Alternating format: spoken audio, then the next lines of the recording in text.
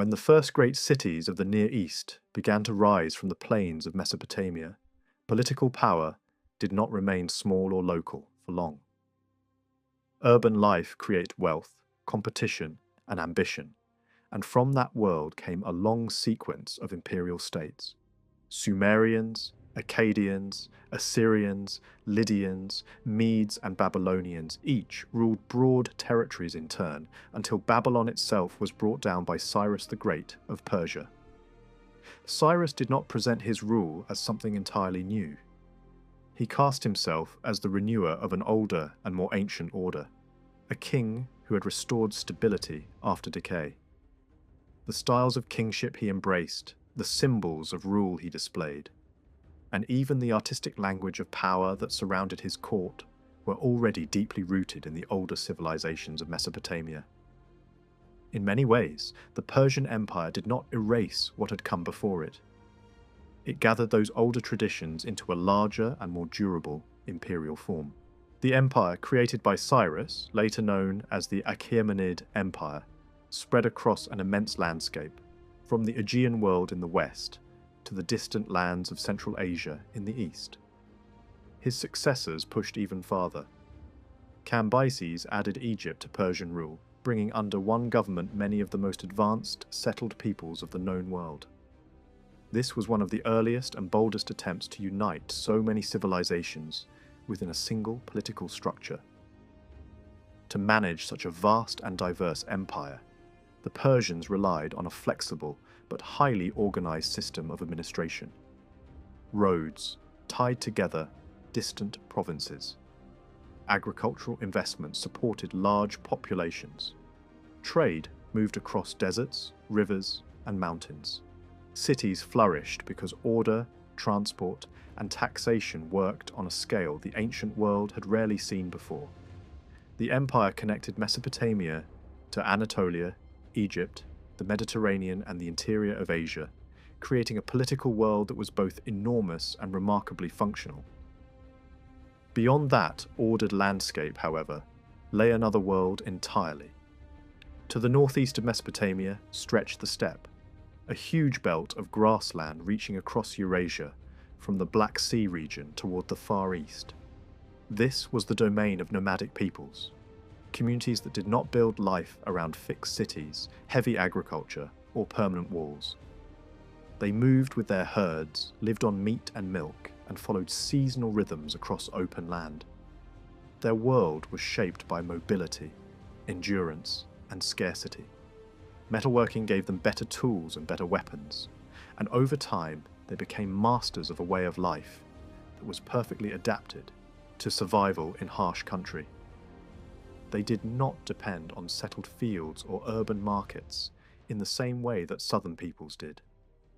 They lived in motion, and motion itself became their strength. The horse transformed the power of the steppe. Mounted travel allowed nomadic groups to cross astonishing distances and to maintain contact with settled societies along the edges of the civilized world. Yet herding alone could not always provide everything they needed. Some groups practiced limited farming, but raiding often offered a far quicker path to wealth than waiting for crops to grow. At the same time, the expansion of settled states narrowed the grazing lands available to them. As towns spread into frontier zones, old pasture routes were cut off, and conflict became more likely. Raids were not always simple acts of destruction.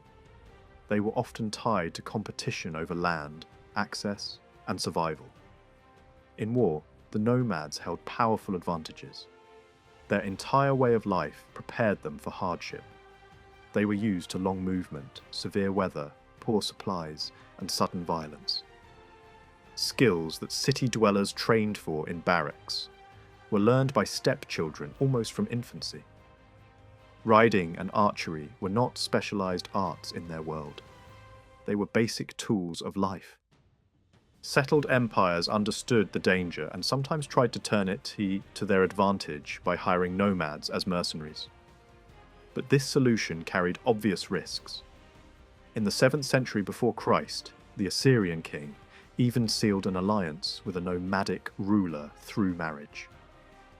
For a moment, that cooperation strengthened Assyria and helped crush its enemies. Yet, when the imperial structure began to break apart, the same nomadic forces that had once supported the settled order swept into the lands of the south. Without firm control, they became a devastating power in their own right. Their advance filled the ancient Near East with fear. To many settled peoples, they seemed to come from the edge of the world itself. Fierce riders armed with bows and spears, moving like a storm and showing no sign of pity. Greek writers later called some of these northern invaders Scythians, and in the imagination of the ancient world they became the first great symbol of nomadic terror descending into civilized lands. The Persian kings never ignored that danger. Around 530 before Christ, Cyrus himself died fighting northern nomads, identified by Greek tradition as the Massagetes. For later writers, the scale and violence of that struggle were astonishing. A ruler who had built the greatest empire of the Near East was brought down not by a rival city or a western kingdom, but by steppe warriors. His successor, Darius, later marched north of the Black Sea in an effort to subdue the Scythians. Yet that campaign revealed how difficult it was for a settled empire to master the open steppe. The nomads refused fixed battle when it did not suit them. They withdrew deeper into the grasslands, drawing the Persian army farther and farther into hostile country.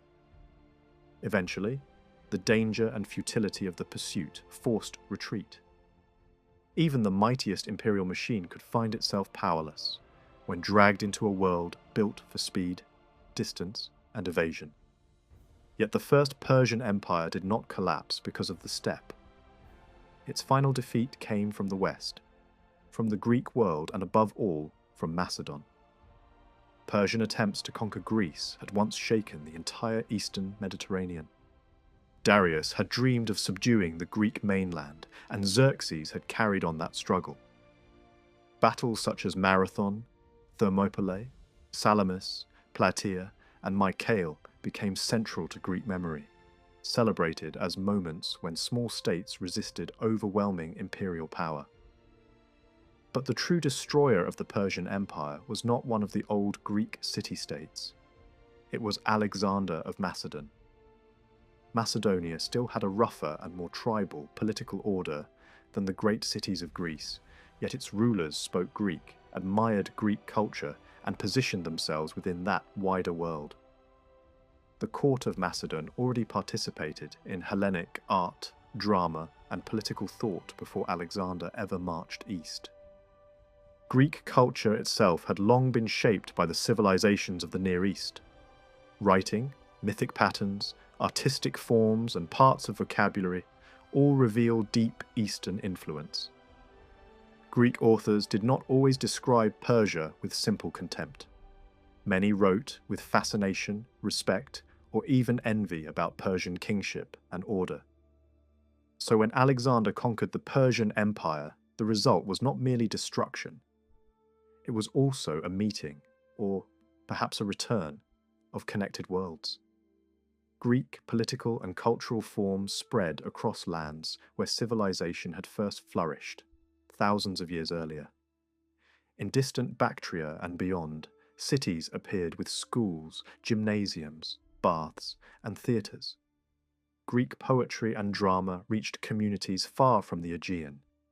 Stories circulated that people on the margins of the steppe knew Homer by heart, and that Greek epic had been translated into Eastern languages.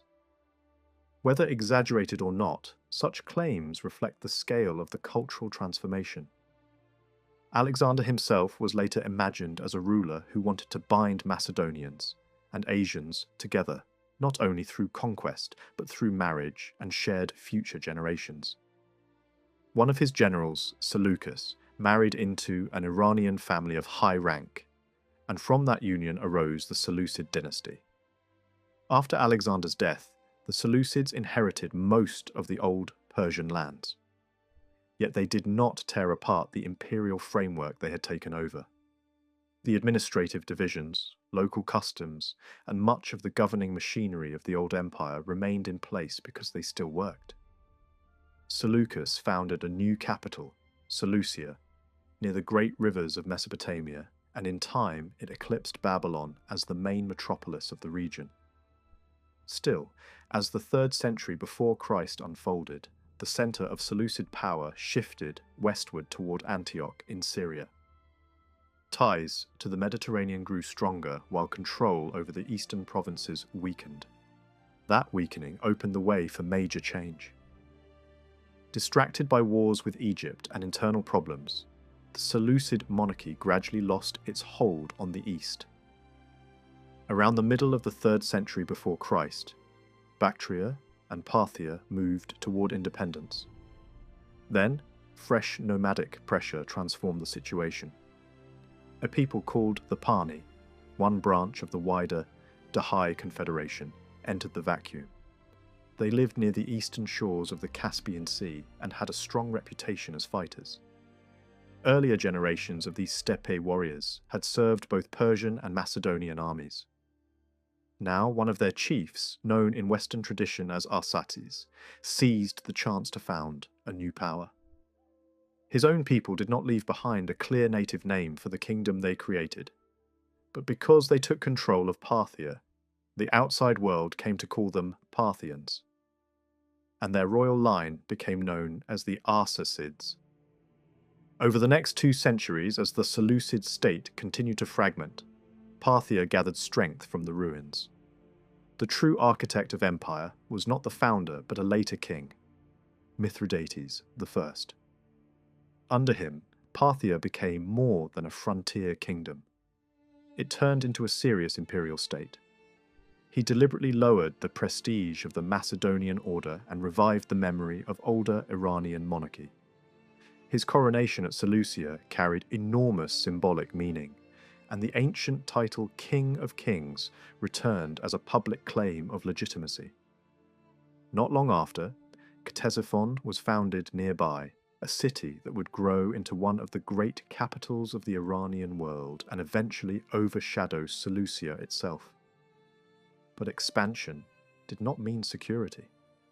Parthia still faced danger from every direction. In 130 before Christ, the Seleucid king Antiochus VII was defeated, yet eastern threats soon became even more serious. Nomadic groups known as Sakas entered eastern Iran after conflict over unpaid military service and shifting frontier loyalties. Greek mercenaries in Parthian service even joined them, making the crisis worse. 2 Parthian kings died in the fighting, and the invaders pushed deep into Iranian lands. One region became so closely tied to them that it later took its name from them, becoming known as Saka land. Eventually, the great Suren family, one of the leading aristocratic houses of Parthia, took charge of defending the east. A Suren commander drove the Sakas onward toward regions farther southeast, but the cost of the struggle was severe. At the same time, trouble emerged in the south where local rulers seized ports and river cities near the Persian Gulf and threatened Babylonian territory. These invasions were part of a much larger movement across Central Asia. Far to the east, the rise of Han China and the pressure of the Xiongnu set whole populations in motion. One displaced confederation, known in Chinese sources as the Yuezhi, and often linked in Western tradition with the Tocharians, was driven westward. After suffering further attacks in the Ili Valley, part of this people continued moving until they reached Bactria. There, they displaced earlier groups, including Sakas, and took over what remained of Greek power in the east. From these upheavals emerged the Kushan kingdom, one of the great states of Central Asia.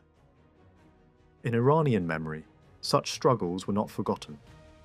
Later, epic tradition transformed these eastern wars into legendary battles between Iran and Turan.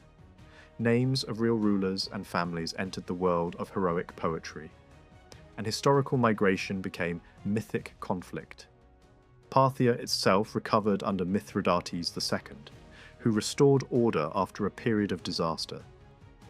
The empire that emerged rested not on total central control, but on cooperation among powerful noble houses and subordinate kings. Families such as the Suren and Karen were already prominent, and others later claimed similarly ancient status. This aristocratic structure gave the empire strength, but also made it loose and sometimes unstable. Later, Persian royal tradition would look back on the Arsacid age with contempt, describing it as a time of rival kings and divided authority. Even so, the Parthian system was durable. It combined older Persian provincial habits with elements that may have come from tribal confederation. The result was a broad political order made up of kingdoms, principalities, and local rulers of different ranks. Some paid tribute. Some appointed their own officials. Some even kept local dynastic traditions alive under Parthian supremacy. It was not a tightly uniform empire. It was a layered and negotiated one. Rank within that world was expressed through visible signs of privilege. A ruler's status could be shown by his right to wear certain forms of headdress, use ceremonial weapons, display rings of office, receive elaborate acts of respect, occupy honoured places at feasts, or even sleep upon a golden couch. These distinctions created a highly formal society of aristocratic precedence. In some ways, the arrangement may appear similar to a feudal order, though that comparison is imperfect.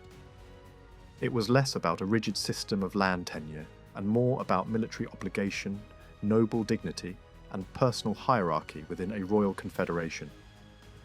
The military power of Parthia became famous when it confronted Rome.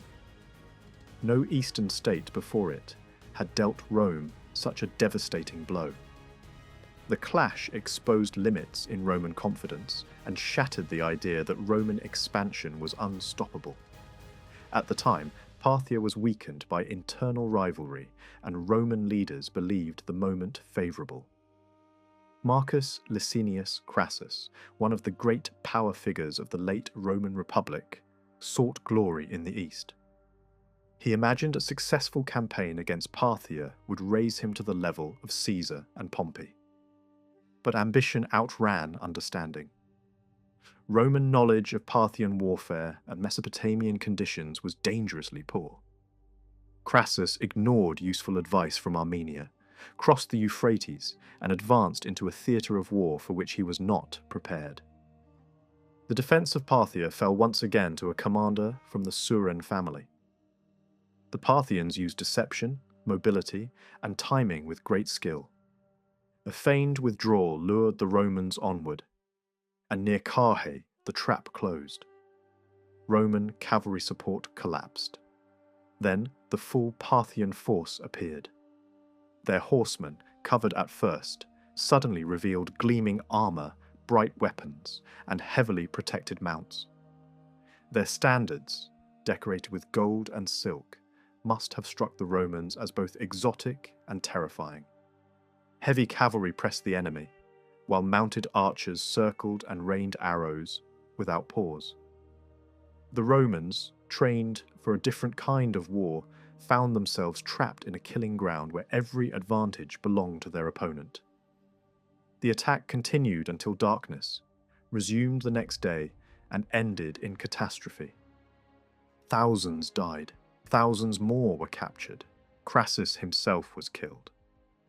The Parthians understood the political value of victory, as well as the military one. The triumph that followed was staged not simply as celebration, but as humiliation for Rome. A prisoner resembling Crassus was dressed absurdly and paraded before mocking crowds. Songs ridiculed Roman weakness. Later tradition places the severed head of Crassus at a royal banquet, where it was displayed during a performance of Greek tragedy. Whether every detail is exact or not, the message is clear. The kings of Iran knew how to turn the language of Mediterranean civilization against Mediterranean power itself. They could defeat Rome not only on the battlefield, but also in the realm of prestige, theatre, and memory. The disaster that destroyed Crassus forced Rome to face an uncomfortable truth. The Eastern world was no longer something it could simply overrun at will. A second great power stood there, equal in ambition, wealth, and military strength. Yet this realization did not bring peace. Crassus had launched his invasion without real cause, but even after that failure, Roman leaders continued to dream of revenge. Julius Caesar himself was preparing a vast eastern campaign before his assassination ended those plans. Soon the Roman Republic collapsed into civil war, and the kings of Parthia watched closely, hoping to take advantage of Roman division. In the years that followed, Parthian rulers involved themselves in Roman struggles, whenever it seemed useful. Mark Antony tried to intervene in the politics of the East, but his own campaign ended in retreat and near disaster. Later, Augustus recovered the lost Roman standards and some of the prisoners taken in the defeats of Crassus and Antony. Rome celebrated this as a great triumph, though in reality it was a diplomatic success dressed in the language of conquest. The balance of power remained unchanged. Rome and Parthia still faced one another across the lands between the Mediterranean and Iran, and the unstable kingdom placed between them would remain the centre of their rivalry. That kingdom was Armenia. Over many centuries, different peoples had merged in its mountains and valleys to form the nation known to outsiders by that name. Its borders changed often because a smaller state surrounded by powerful empires could rarely define its limits for long. But its heartland remained the same. It lay in the high volcanic uplands between Anatolia and Iran, protected and shaped by some of the harshest landscapes in the region. To the north rose the Caucasus, cutting Armenia off from the open steppe. To the northwest stood the mountains facing the Black Sea. To the south and southwest stretched the rugged chains that divided Armenia from Syria and Mesopotamia. These natural walls made direct movement difficult and forced trade, diplomacy, and war into narrow routes that ran through Armenian territory. This geography gave Armenia enormous importance. Any movement between Asia Minor and the Iranian plateau was likely to pass through its lands. Merchants, caravans, envoys, and armies all followed the same broad corridors. Whoever held influence in Armenia could threaten the flank of a rival empire. Whoever lost Armenia might watch a foreign army appear on the road to his own frontier. The country also possessed valuable resources of its own. Its fertile valleys supported both agriculture and horse breeding, and its land held deposits of gold. Just as important was its social order. A strong hereditary nobility served the Armenian king through military obligation, while the peasantry owed service to the local lords who ruled the land. This gave Armenia a military weight far greater than its size alone might suggest. For that reason, both Rome and Iran sought to control it, or at least prevent the other from doing so. Long before the rise of the Sassanians, Parthian rulers understood that Armenia could not be ignored. Near the end of his reign, Mihadad II recognized the danger posed by Rome and turned much of his attention westward. In a major campaign, he reduced Armenia to dependence on Parthia. The Armenian prince Tigran had spent time among the Parthians as a hostage, and Mihadad later placed him on the Armenian throne. In return, the Armenian king handed over territory and entered into a closer relationship with the Arsacid house. Over time, the Armenian royal line itself became tied by marriage to the Parthian dynasty. This marked the beginning of a long struggle in which Armenia would be claimed, protected, invaded, restored, and humiliated again and again by the two great powers surrounding it. Rome, however, was not willing to tolerate a strong eastern rival. As Roman influence expanded through Asia Minor, it pressed steadily against the remnants of older Hellenistic kingdoms and toward the Parthian frontier. Pontus and Armenia were among the first to feel that pressure. Their rulers looked toward Parthia for help. but Parthian support did not always come. When Pompey rose to power in the Roman East, he attempted to manipulate the politics of both Armenia and Parthia for Roman advantage. He made promises over territories that did not belong to him and treated Eastern kings as though they were already subjects of Roman decision. These insults were remembered. They helped poison relations long before Crassus marched east. Still, open war between Rome and Parthia was delayed until Roman ambition finally brought it about. Under the Emperor Tiberius, Armenia again became the center of dispute. During this period, the Parthian king Artaban declared that he intended to restore the frontiers once held by the ancient Persian and Macedonian empires. To Roman ears, such words must have sounded like arrogant fantasy. Yet they reveal something important about Eastern political thought. The memory of past universal empires still shaped how rulers imagined their own place in the world. Peace nevertheless survived for a time, until the reign of Nero brought Armenia back into open conflict.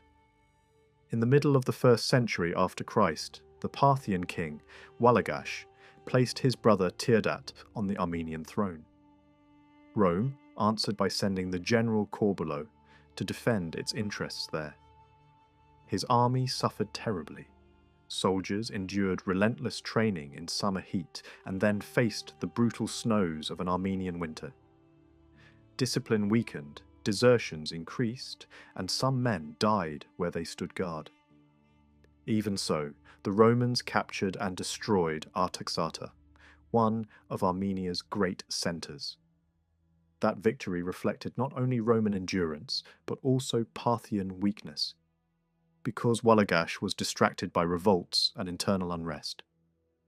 Tierdat was driven out, and Rome installed a client king. But the conflict was not settled. Roman success proved temporary. Parthian counterattacks eventually restored Tierdat, though the arrangement was reshaped into a ceremony that allowed Rome to save face. Tierdat travelled to Rome to receive his crown from Nero in a performance of submission, wrapped in magnificence. In public ritual, the Armenian king appeared to acknowledge Roman supremacy.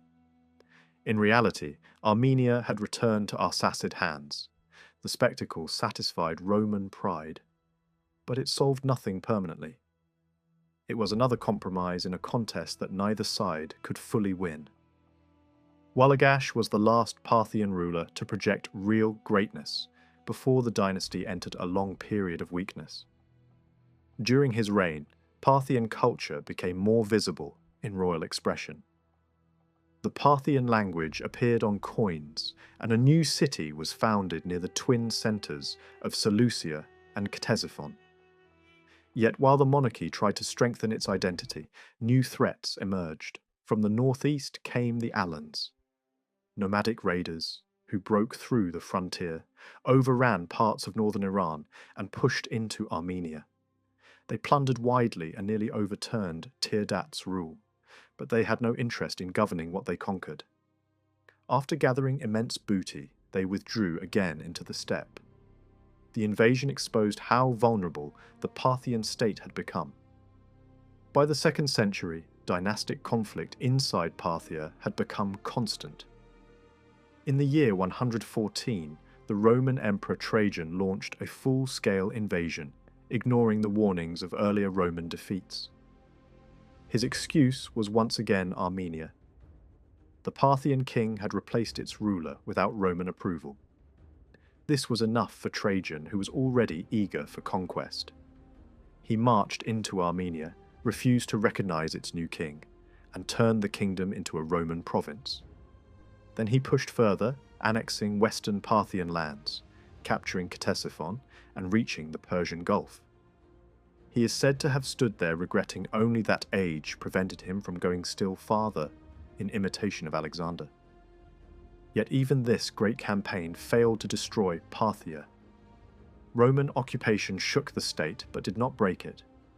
Parthian authority revived. Local rulers threw off Roman control, and Trajan himself was forced into compromise. On the return march, he tried to take Hatra, but the siege collapsed under brutal heat, ominous signs, and relentless swarms of insects. Soon afterward he died, and his successor, Hadrian, abandoned most of the conquest. Armenia and Mesopotamia slipped back out of Roman hands. Once again, Rome had advanced dramatically into the east, only to discover that holding it was much harder than seizing it. For decades afterward, Parthia continued to weaken from within. Kings, pretenders, and usurpers followed one another in rapid succession. Northern frontiers were threatened by nomads, eastern regions faced pressure from the Kushans, and distant provinces slipped away. Then, in the year 161, the Parthian king Wallagash IV invaded Armenia and triggered another war with Rome. The result was disastrous. Roman forces struck deep into Mesopotamia and once more sacked Ctesiphon. Later, Septimius Severus repeated the humiliation in another campaign and again captured the Parthian capital. Each invasion left scars. The monarchy survived, but its prestige, wealth, and internal cohesion were steadily drained away. Even then, collapse was not inevitable. A united Parthian nobility might still have defended the empire, but internal conflict only deepened. The Emperor Caracalla invaded during yet another period of dynastic instability. He desecrated royal tombs and sought glory in the east, but his own murder cut the campaign short. Peace followed, though it was an uneasy peace over the corpse of a declining dynasty. The end of the Arsacid house was now close at hand. That end is one of history's ironies. The Parthian Empire had risen from a shadowy revolt and built a realm that lasted for centuries. Nomadic in origin, it had reunited vast parts of the Near East, humbled Rome in battle, and resisted repeated imperial invasions. At moments, its rulers imagined restoring an empire stretching from the Nile to the mountains of the east. Yet Parthia never fully achieved that vision. It endured triumphs, humiliations, and long decline. And when the final blow came, it did not come from Rome or from the steppe. It came from Persia. The dynasty that replaced the Arsacids emerged from a world of uncertainty, legend, and political invention. Ardashir, founder of the new line, was linked by tradition to two shadowy figures named Pabag and Sasan. Their exact relationship to him is difficult to recover because later, writers transformed the family's past into a tangle of heroic myths and dynastic propaganda. In some versions, Sasan was a noble descendant of ancient kings. In others, he was a shepherd. Sometimes Pabag was the key ancestor, sometimes Sasan. Over time, the stories became richer, stranger, and more useful to royal ideology. One tradition claimed that Sasan served Pabag and appeared to him in prophetic dreams, surrounded by light, sacred fire, and symbols of kingship. Interpreters declared that either Sasan or his descendants were destined to rule the world. Another version said that Sasan was descended from the old Achaemenid line and had lived in obscurity among shepherds after the fall of ancient Persia. Pabag, impressed by visions and prophecies, gave his daughter to Sasan in marriage, and Ardashir was born from that union. Other hostile stories mocked the dynasty instead, claiming that Ardashir came from scandal, low birth, and adultery. These tales were designed either to glorify the new rulers or to wound them. The surviving evidence from inscriptions does little to resolve the confusion. Later, Sassanian kings proudly named Ardashir and Pabag among their ancestors, but the figure of Sasan remained elusive. His place in the royal story seems to have grown more important as time passed. Some later traditions even tied him to India, to older branches of the Arsacid family, or to foreign religious imagery. The very uncertainty suggests that the dynasty was shaping its own past as it consolidated power. By claiming descent from ancient kings and by wrapping its founder in signs of destiny, the new house gave itself both antiquity and legitimacy. There was a deeper purpose behind all of this. A ruler like Ardashir needed more than military success. He needed a story strong enough to replace a dynasty that had ruled 4 centuries. The myth of a hidden royal ancestor, a rise foretold in dreams, and a family unjustly denied its inheritance, gave Ardashir exactly that. It connected him to the memory of the Achaemenids, shortened the apparent age of Arsacid rule, and presented the Sassanian triumph as a restoration rather than a revolution. Behind the legend stood a real political transformation. Persia had long been a province under larger empires, first Macedonian and then Parthian. But it was not an ordinary province. It contained the ruins, tombs, and ceremonial memory of the old Persian kings. Any local ruler who controlled this land could draw on a prestige that other regional governors lacked. By the early 3rd century, Ardashir had become master of Persis and had begun to expand beyond it. He moved into neighbouring regions, extended his authority along the Persian Gulf, and reached eastward across the Iranian plateau. As Parthia continued to suffer from weakness and civil war, Ardashir's position became stronger. The final rise of Ardashir was helped by the chaos inside the Arsacid realm. The Parthian throne was contested by rival kings, and Rome was once again intervening in eastern affairs. Caracalla, obsessed with Alexander, attacked a divided Parthia and deepened the crisis. Although the Romans failed to achieve lasting conquest, their aggression exposed the fragility of the Arsacid state. At the same time, dissatisfaction with Parthian leadership appears to have spread among important noble families. Ardashir seems to have gathered supporters not only from Persia, but from elements within the wider Iranian aristocracy. Some families may have backed him because they hoped for renewed war against Rome and the recovery of lost prestige. Others may simply have believed that the Arsacid monarchy had become too weak to defend Iran. This change alarmed neighbouring powers. Armenian tradition suggests that news spread quickly that many Parthians preferred Ardashir to their own king. Such a shift in loyalty was decisive. Once enough nobles turned toward the Persian challenger, the Arsacid house was living on borrowed time. Ardashir defeated Artaban in battle and claimed the title of King of Kings. Even then, the overthrow was not fully complete in a single moment, because rival Arsacid claims lingered for several years. But the centre of power had shifted. A new dynasty had taken hold. The message of that new dynasty was bold. It did not present itself merely as the latest local power in Iran. It spoke in the language of inheritance, restoration, and world rule. Ardashir and his successors claimed rights not only to Persian memory but to the lands once held by earlier universal empires. Roman writers were startled by Persian demands that reached as far as the Aegean. To Roman minds, this sounded absurd. Yet Rome itself had long been fascinated by Alexander, and several emperors had tried to imitate him. In that atmosphere, Sassanian propaganda found a receptive kind of fear. If Rome dreamed of becoming Alexander, Persia now claimed to be his rightful heir. That was one of the greatest strengths of the new monarchy. It understood that power was not built by armies alone.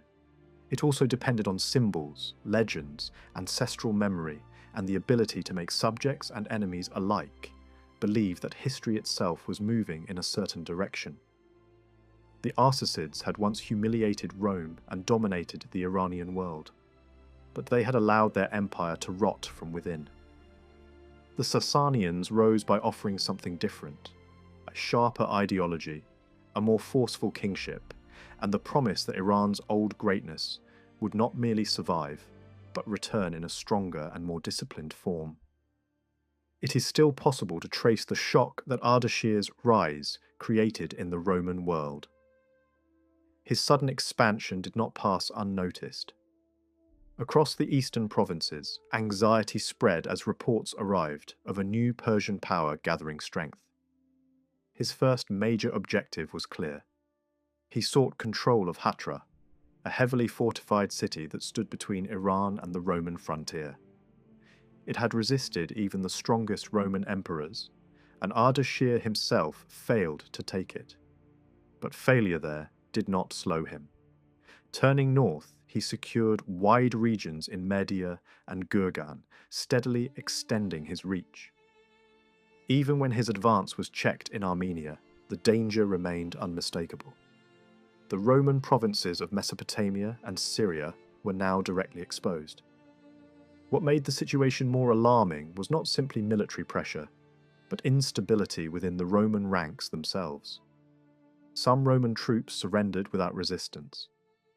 Others abandoned their posts and joined the enemy.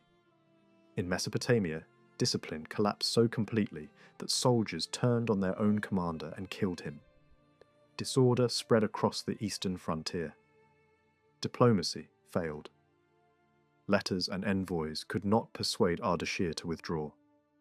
When Rome finally prepared for war, the army itself began to fracture.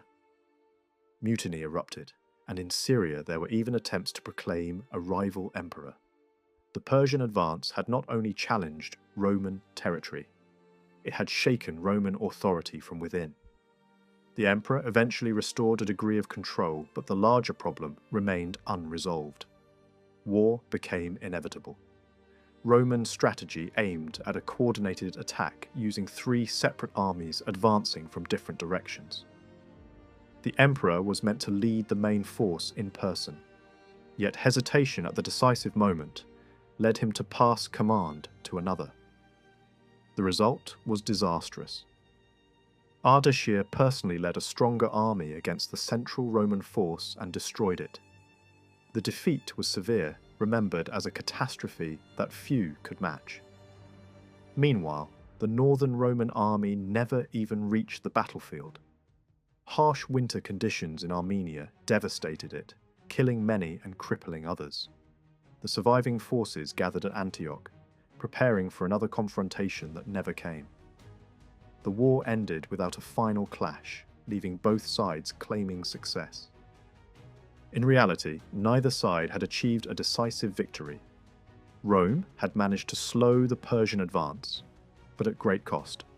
Ardashir had inflicted a humiliating defeat and demonstrated that his new dynasty was a force to be reckoned with. Territorial gains would come later. What mattered immediately was survival and legitimacy. His rule was secure and his dynasty firmly established. For the Roman emperors, however, the outcome was far less stable. Within a short time, political failure and internal conspiracy led to his downfall, bringing an end to his reign and to the dynasty he represented. The death of that emperor opened the way for renewed Persian offensives. Ardashir seized the opportunity. Iranian forces moved quickly, capturing key strongholds across Mesopotamia. Important cities fell one after another, including major defensive centers that had long supported Roman power in the region. Hatra itself, once unconquerable, was finally taken. The capture of this city was more than a military success. It secured control over vital trade routes, linking India, the Persian Gulf, and the caravan networks of the Near East. At the same time, Ardashir expanded southward, reaching the coasts of eastern Arabia and strengthening his hold over maritime trade. These victories weakened Roman prestige and reshaped the balance of power across the region. While the West was under pressure, events in the East were equally significant. Long before Ardashir's time, migrations across Central Asia had reshaped entire regions. Nomadic movements had displaced earlier populations, and new states had emerged from the ruins of older ones. Among them was the Kushan Kingdom, a powerful state that combined influences from Inner Asia, India, and the Hellenistic world.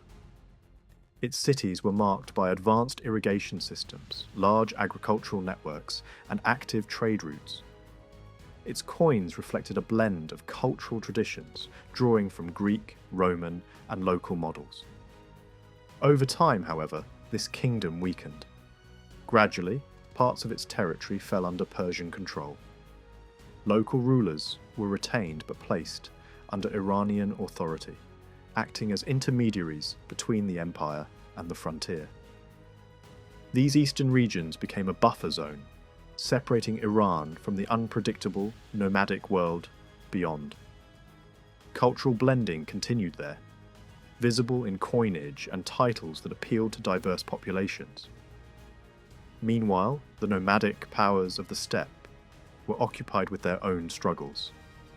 Conflicts in Inner Asia kept them from launching major westward movements for a time. This relative calm benefited the new Persian dynasty. With fewer immediate threats from the east, Ardashir was able to focus on consolidating his power. His achievements were not only military, he reshaped the structure of the Iranian state itself. The loose and decentralized system of the Parthians gave way to a far more centralized authority. Administration became more uniform. Coinage was standardized across the empire. Economic life was regulated more closely, with markets, agriculture, and infrastructure brought under stronger control. Large-scale irrigation projects expanded agricultural production. Military organization was strengthened, and communication across the empire improved. These changes created a more cohesive and durable political system. Language and administration also reflected this centralization. The written form of Middle Persian used a complex system that required trained specialists. Maintaining such a system demanded organization and discipline, something only a strong central government could provide. The rise of a bureaucratic class, capable of managing records and communication across a vast territory, became essential to the functioning of the state. At the heart of this new empire lay Mesopotamia, one of the richest regions in the ancient world. For thousands of years, irrigation had transformed its lands into a center of agriculture and trade. Its cities were dense, wealthy, and deeply connected to wider commercial networks, stretching from Asia Minor to India. Control of this region provided immense resources. It meant food for armies, wealth for the treasury, and access to international trade routes. Ardashir understood its importance and made it a cornerstone of his power. He also established a new capital near the old Parthian center. This city was heavily fortified with massive walls, towers, and defensive works. Its layout differed from earlier urban designs, reflecting both practical needs and a new vision of imperial authority. Within its walls, dense neighborhoods, markets, and workshops formed a bustling urban environment, distinct from the more orderly cities of earlier periods.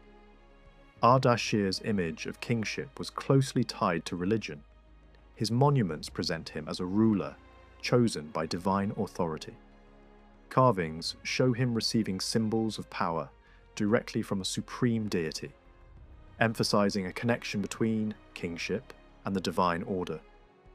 These images also communicate a broader message. The king is not only a political leader, but a central figure in a cosmic struggle between good and evil. The religious system associated with his rule drew on older traditions, but gave them new structure and importance. At its core was the belief in a single supreme deity opposed by a destructive force. The world was seen as a battlefield between these two principles, with humanity playing a role in that struggle. Moral choice became central. Truth and righteousness aligned with the divine, while falsehood and disorder belonged to the opposing force. This vision of the universe gave religious meaning to political authority. The king was not simply a ruler, he was a defender of order in a cosmic sense. This religious identity was also tied to a broader sense of Iranian identity. The land itself was seen as a center of order, a place with a special role in the structure of the world. Religion, culture, and political authority became closely linked. Under the new dynasty, this connection was reinforced and expanded, giving the empire a strong ideological foundation. After Ardashir's death, his son Shapur inherited this powerful but still developing state. His origins were surrounded by legend, blending history with myth. Stories told of hidden births, royal intrigue, and dramatic revelations. Whether true or not, these accounts reflect the importance of legitimacy in a newly established dynasty. What is clear is that Shapur was carefully prepared for rule. He had fought alongside his father and gained experience in both war and governance. Once in power, Shapur proved to be an even more formidable military leader. His campaigns extended across a wide range of regions, from the eastern frontiers to the Roman west. Early victories secured his borders and strengthened his position. But it was his wars against Rome that would define his reign. A Roman attempt to recover lost territory led to a major confrontation. In battle, Shapur defeated the Roman army, leading to the death of its emperor and the rise of a new ruler who quickly sought peace. That peace did not last. Renewed conflict followed, culminating in a series of devastating Persian offensives. Cities were destroyed, regions devastated, and Roman armies repeatedly defeated. The most striking moment came when a Roman emperor himself was captured. This event sent shockwaves through the ancient world. Never before had a Roman ruler suffered such a fate at the hands of a foreign power. The psychological impact was enormous. It marked a turning point in the long rivalry between Rome and Iran. Shapur made sure these victories would be remembered. Monumental carvings and inscriptions celebrated his triumphs, presenting them as proof of divine favour and royal strength. These images show defeated Roman leaders, humbled before the Persian king, reinforcing the message of Iranian dominance. Yet even at the height of his success, Shapur did not fully exploit his advantage. While Rome struggled with internal crises, he chose not to press deeper into its territory. Instead, new powers emerged in the region. One of them, centered in Palmyra, briefly rose as a major force, controlling vast territories between Rome and Iran. Its leaders challenged Roman authority but were eventually defeated. Shapur's later years raise important questions. Despite his victories, he did not form alliances that might have further weakened Rome. Nor did he launch a final, decisive campaign. It is possible that concerns closer to home influenced his decisions, or that stability seemed more valuable than continued expansion. After his death, the empire entered a period of internal tension. A struggle emerged between religious figures competing for influence at court. One promoted a new spiritual movement that blended ideas from different traditions. The other defended the established religious order and sought to strengthen its authority. Their rivalry reveals both the strength and the fragility of the system Ardashir had created. A powerful centralized state now existed, but control over belief and ideology had become a new battleground. Two powerful religious figures seem to have been present around Shapur during his western campaigns. If that report is accurate, it does not necessarily mean the king had embraced their ideas or even cared about their rivalry. More likely, he had not yet chosen a side in a struggle that had not fully exploded. It is hard to imagine a hard-driving warrior king calmly entertaining the bitter arguments of a visionary preacher and an intolerant priest if he truly understood how dangerous their conflict would become. The simpler explanation is that Shapur either ignored what they were teaching or considered it unimportant. His son, Hormazd Ardashir, appears to have continued the same detached attitude. Years spent governing Armenia should have prepared him for a long and experienced rule, but fate allowed him almost no time. He sat on the throne for only a year. In that short reign, he founded a city in Khuzestan and may also have established a royal residence northeast of Ctesiphon. After his death, the crown passed to Bahram I, and with him the royal court abandoned its earlier distance from the struggle between Mani and Kerde. Bahram's brief reign was marked by a grand rock relief at Bishapur, designed in the tradition of the earlier monuments of Ardashir and Shapur. In that carving, the king receives the symbol of authority from Ahura Mazda in a scene that feels more balanced, more refined, and more confident than many earlier works of Sassanian art. It is one of the finest surviving examples of the dynasty's early sculpture, showing a court that still wished to project harmony and divine approval even while internal tensions were rising. By this time, Kyrda had become too powerful to ignore. He persuaded Bahram to turn decisively against Mani. The prophet was arrested, brought before a formal hearing, and accused of religious crimes prepared in advance by Kyrda and the priestly circle around him. Bahram shared the same uncompromising spirit and showed no interest in mercy.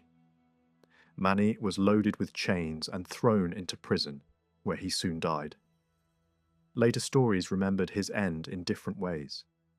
Some said he was simply executed. Others claimed he suffered a far more terrible death, and that his body was displayed as a warning. However it happened, Kyrda had won.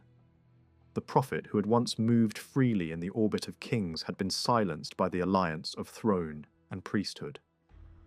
Kyrda's career reveals a great deal about the religious direction of the early Sassanian state. Official opinion at court and among the priesthood increasingly presented the old Iranian faith as something that had once possessed perfect unity, but had later fallen into confusion. According to this view, the centuries between the fall of the Achaemenids and the rise of Ardashir had shattered the original order of Zoroastrian belief.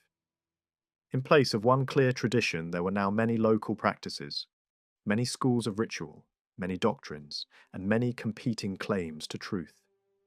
There had been no supreme king to impose order, and no chief priest strong enough to enforce uniformity. In that vacuum, strange ideas, rival teachings, and countless regional customs had spread. When Ardashir founded the new monarchy, the political world of Iran could be brought under one ruler far more easily than its religious life could be brought under one discipline. The empire could never fully erase the diversity of belief that had grown over generations. What it could demand was outward conformity in ritual, public observance, and accepted religious behaviour. That became Kyrda's mission. He likely felt urgency because the religious landscape around Iran was also hardening. Judaism and Christianity were taking firmer shape and spreading their influence more effectively. Kyrda spoke harshly of rival communities, and he certainly moved against those he saw as threats. But his aim was not simply the destruction of every other faith.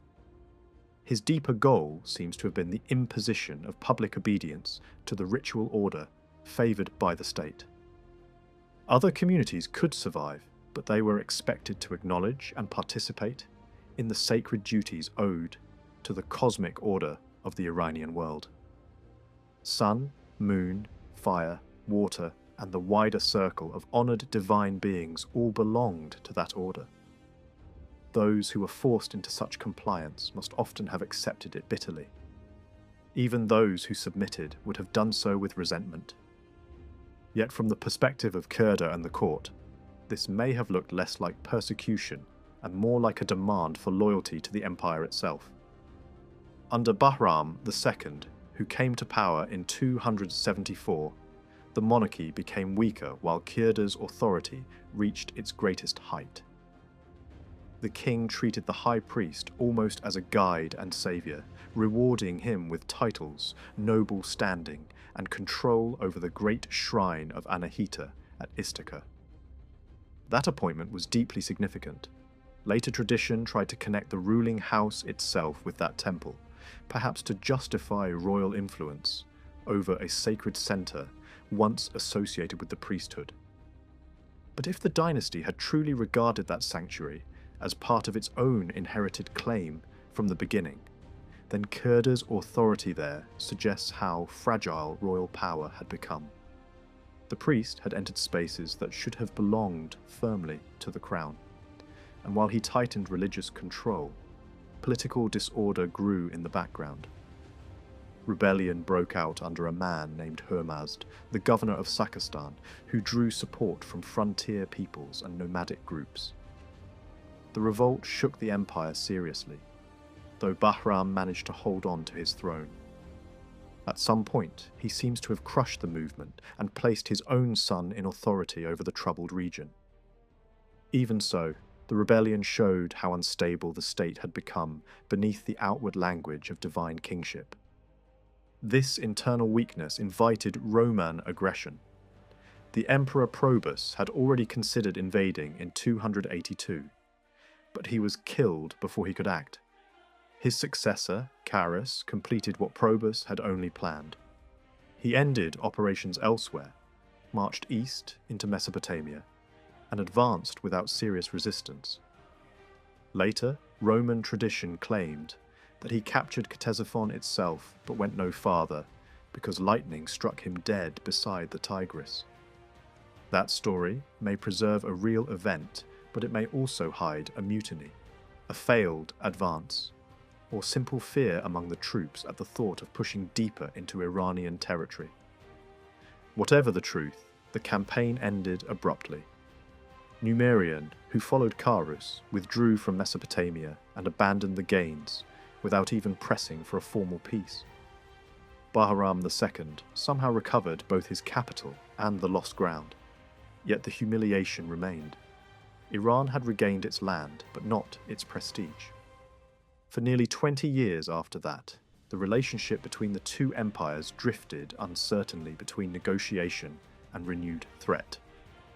A major turning point came when Diocletian used this lingering Sassanian weakness to restore part of Armenia to an Arsacid ruler in 290. Soon afterward, Teodat returned to power there. Bahram needed peace in the west badly enough to accept unfavourable terms, which suggests serious trouble inside Iran. After his death, a noble named Wahnam seized the moment and placed the young Bahram III on the throne. But another faction called upon Nasser to challenge this arrangement. Nasser responded. He raised the banner of revolt at Paikuli, where he later left a monumental inscription celebrating his rise. He even altered an older royal monument, replacing the name of a previous king with his own, and adding the image of a defeated enemy beneath the king's horse. It was a clear statement that a new ruler had overwritten the old order. Nasser invaded Mesopotamia, killed Warnam and the boy king he had sponsored, and seized the throne. At the end of his inscription, he declared that Caesar and the Romans were grateful, peaceful, and friendly toward him. That claim was not entirely false. Rome, at that moment, was deeply occupied with Diocletian's vast restructuring of imperial government. The old system created under Augustus no longer matched the needs of a sprawling and troubled empire. Diocletian divided power among senior and junior emperors, separated military and civil authority, broke large provinces into smaller units, expanded the number of officials, and imposed a more coherent system of taxation. This was one of the greatest administrative overhauls in Roman history, and it needed a calm eastern frontier to succeed. For a short while, peace with Nasser served that purpose, but the calm did not last. In 296, Nasser went to war. He seems to have believed that Rome was distracted by wider disorder, and that the moment had come to reclaim lost influence. The official reason for the war was Roman encroachment on the Iranian frontier. That complaint was not empty. Roman involvement in Armenia had already pushed Iranian influence backward, and the construction of a major fortress at Circesium in Osroene must have looked openly threatening. Built at the junction of the Khabur and the Euphrates, that stronghold was not simply defensive. It was a forward position from which Rome could watch the frontier and launch deeper operations into Iranian territory. Nasser, who had once governed Armenia himself, could hardly have accepted the surrender of that country lightly. Now, he also had to watch the Romans strengthen the frontier opposite Mesopotamia. The first clash brought the Persians success. In 297, the armies of Narse and Galerius met somewhere between Callinicum and Carrhae, and Iran seems to have won an early victory. That briefly restored confidence in the Sassanian monarchy, but the following year brought disaster. The two sides met again at Satala in Armenia, and this time the Persian army was shattered. Galerius broke into the royal camp and sent Narse fleeing. Roman writers later emphasized that the Persian king had been slowed by his huge baggage train, his family, and the ceremonial burden of royal life. Whether exaggerated or not, the defeat was very real. The queen and other members of the royal household were taken captive. Rome celebrated wildly. Coins and commemorative art proclaimed victory. New titles were adopted by the emperors, and Galerius raised a triumphal arch at Thessalonica that turned Iranian visual motifs into Roman propaganda. The peace that followed in 298 was one of the most humiliating treaties ever imposed on Iran. It was signed at Nisibis. The contrast between the two negotiating teams is revealing. Rome sent an otherwise obscure official from its growing bureaucracy. Iran sent a close companion of the king, an aristocrat skilled in language and symbolism. That difference says much about both empires. Diocletian's Rome was becoming a machine of offices, records, and administrative specialists. The Sassanian monarchy remained more aristocratic, more personal, and more bound to the networks of noble loyalty around the king. The Persian envoy, Apharban, argued that the Roman and Persian empires were like two lamps or two eyes of the world, each shining beside the other, neither meant to destroy the other. Beneath the elegance of the metaphor was a serious political doctrine. Iran was insisting on equality. Yet Galerius was in no mood for elegant theories.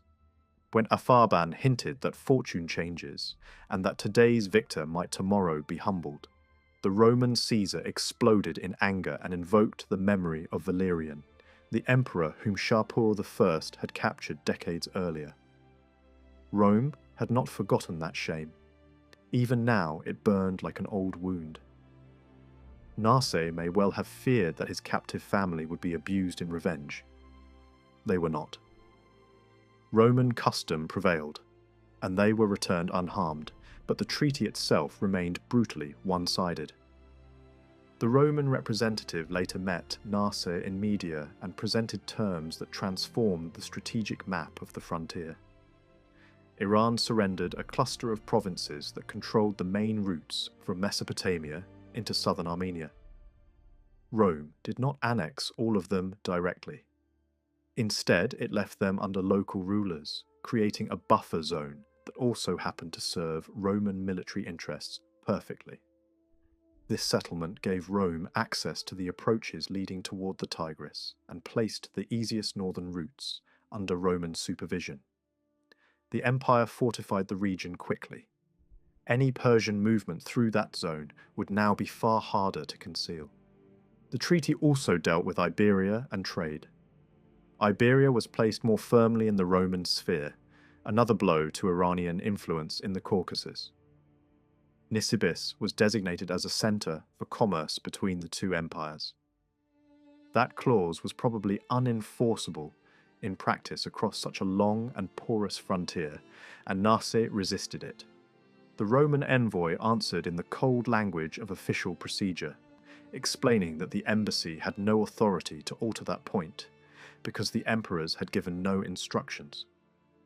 This was the voice of the new Roman state, orderly, rigid, bureaucratic, and increasingly remote. Diocletian may have considered the treaty a great triumph. In the short term, it was. Yet it also had consequences he could not have foreseen.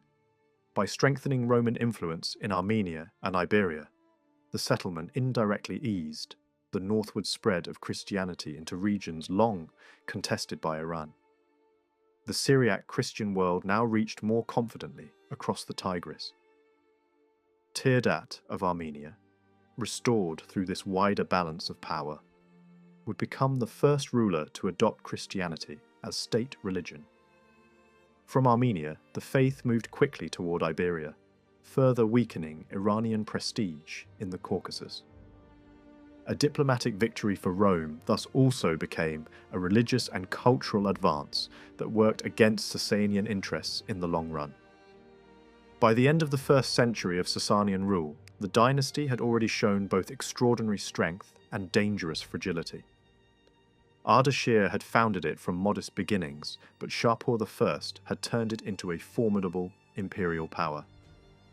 He had humbled Rome, devastated the eastern provinces of the empire, and claimed a title that proclaimed him king over both Iranians and non-Iranians alike. That title reflected the peak of Sassanian ambition, when Iranian power stretched over lands taken from Rome. Not all his successors could honestly claim the same breadth of power. Some seem to have used the title less confidently, or not at all. After Roman victories and years of internal turmoil, many people in Iran must have wondered whether the throne itself might be overturned. Strong kings had created the dynasty, but weak ones could still lose it.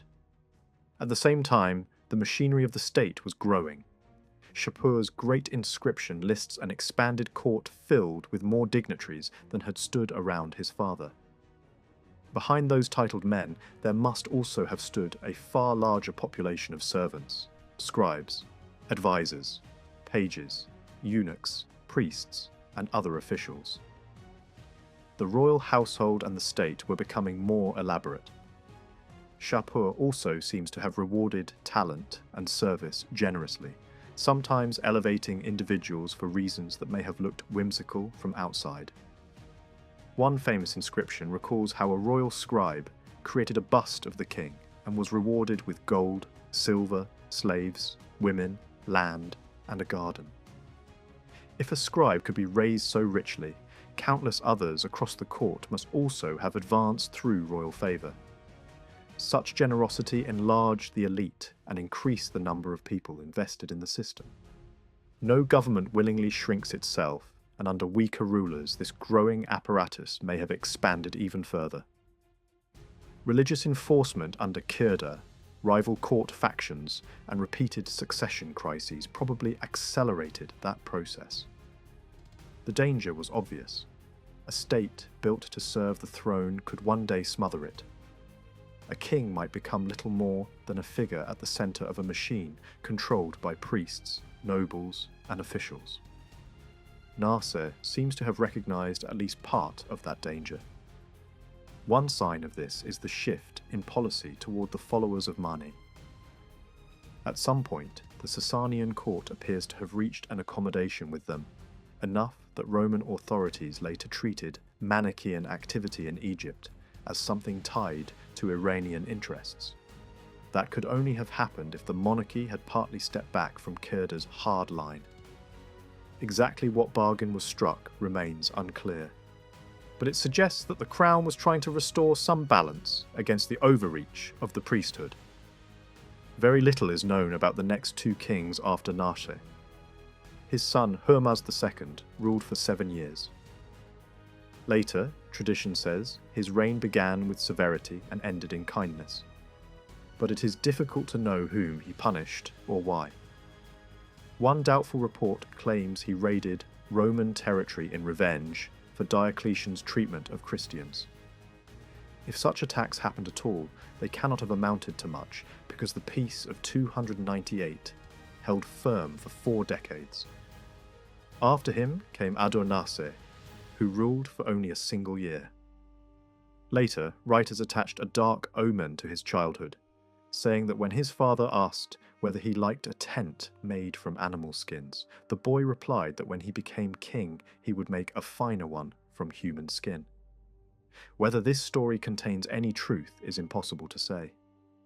It does, however, fit the image of a ruler hated by some part of the nobility. He was removed quickly, and Shapur II took his place. These sparse notices conceal a larger reality. While the Sassanian court struggled with succession and internal politics, Rome, was transforming its eastern frontier. The disasters inflicted by Shapur I had taught the Romans that the old border system was too weak. It had allowed Persian armies to cross too easily and strike near major cities. Rome answered by creating a deeper and more resilient defense. Fortresses, camps, boundary posts, and military roads spread across the frontier. The famous road later associated with Diocletian linked key strongpoints from Damascus toward the Euphrates. In the south, long chains of forts and watchtowers stretched into the desert. Weapons factories at Edessa and Damascus supplied the armies that would guard this new line. Hormazd and Adornase can hardly have been blind to the danger of such a frontier. If they had even basic strategic sense, they must have begun strengthening their own defences in response. The accession of Shapur II was surrounded by legend. One tale says that the crown was placed on his mother's belly before he was even born, making him king while still in the womb. Another account says powerful nobles ruled in his name until he came of age. These stories almost certainly hide a hard political struggle. The supporters of the unborn heir cannot have known with certainty what child would be born, and there must have been rival claimants, ready to contest the throne. Two of Shapur's uncles appear in these traditions. One was blinded. The other, Hormazd, was imprisoned. The faction that supported the infant king emerged victorious and governed effectively enough to keep the state running. Even during Shapur's early childhood, Iranian armies were still active. In the third year of his life, forces from Iran attacked and destroyed Maximianopolis in Osroene in response to Roman interference in Armenia. Whatever instability surrounded the succession, the machinery of government had not stopped. Yet the struggle was not over. One faction still held onto its hopes. Hormazd, the imprisoned uncle, eventually escaped. Later stories describe the escape in dramatic detail. In one version, a file was smuggled to him, hidden inside a fish. Food and wine sent by loyal women of the household helped put the guards to sleep. In another, his chains were secretly replaced with lighter ones, containing pearls so that he would have wealth during flight. However the escape happened, Hormazd made his way first to Armenia and then to the Roman Emperor Constantine. This was more than a personal rescue. It was a political move. A pretender to the Sassanian throne had entered the Roman world. It is likely that he hoped to secure Roman backing for his claim, just as Rome may have seen in him a useful tool against Iran. While Constantine and his rivals were tearing the Roman world apart, another threat emerged for Iran from the south. Bedouin groups from the Arabian desert crossed the Persian Gulf from Bahrain and plundered the district near Ardashir Khwara in Persis. Later narratives say that Shapur himself took revenge while still very young, though that detail is difficult to believe literally. More likely, the response was organised in his name by the ruling elite.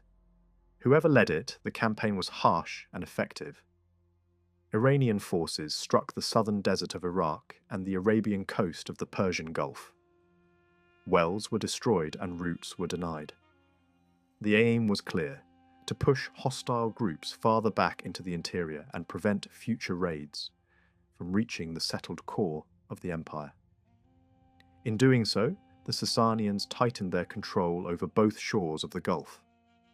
This was the beginning of a more deliberate policy toward Arab affairs. Earlier experience had already shown how dangerous Arab powers could become. Cities such as Hatra and Palmyra had demonstrated that desert peoples were not simply marginal raiders. Under the right conditions, they could become wealthy, militarized, and politically decisive.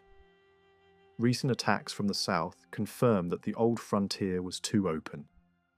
The Sassanian answer combined fortification with alliance. A major defensive network was established along the western edge of Mesopotamia. Watchtowers were planted across the desert approaches leading toward the Euphrates. Long lines of forts and towers were tied together by a massive trench, stretching from the region of Hit, and bending around the area later associated with Basra. Smaller forts linked the large installations and secured communications between them.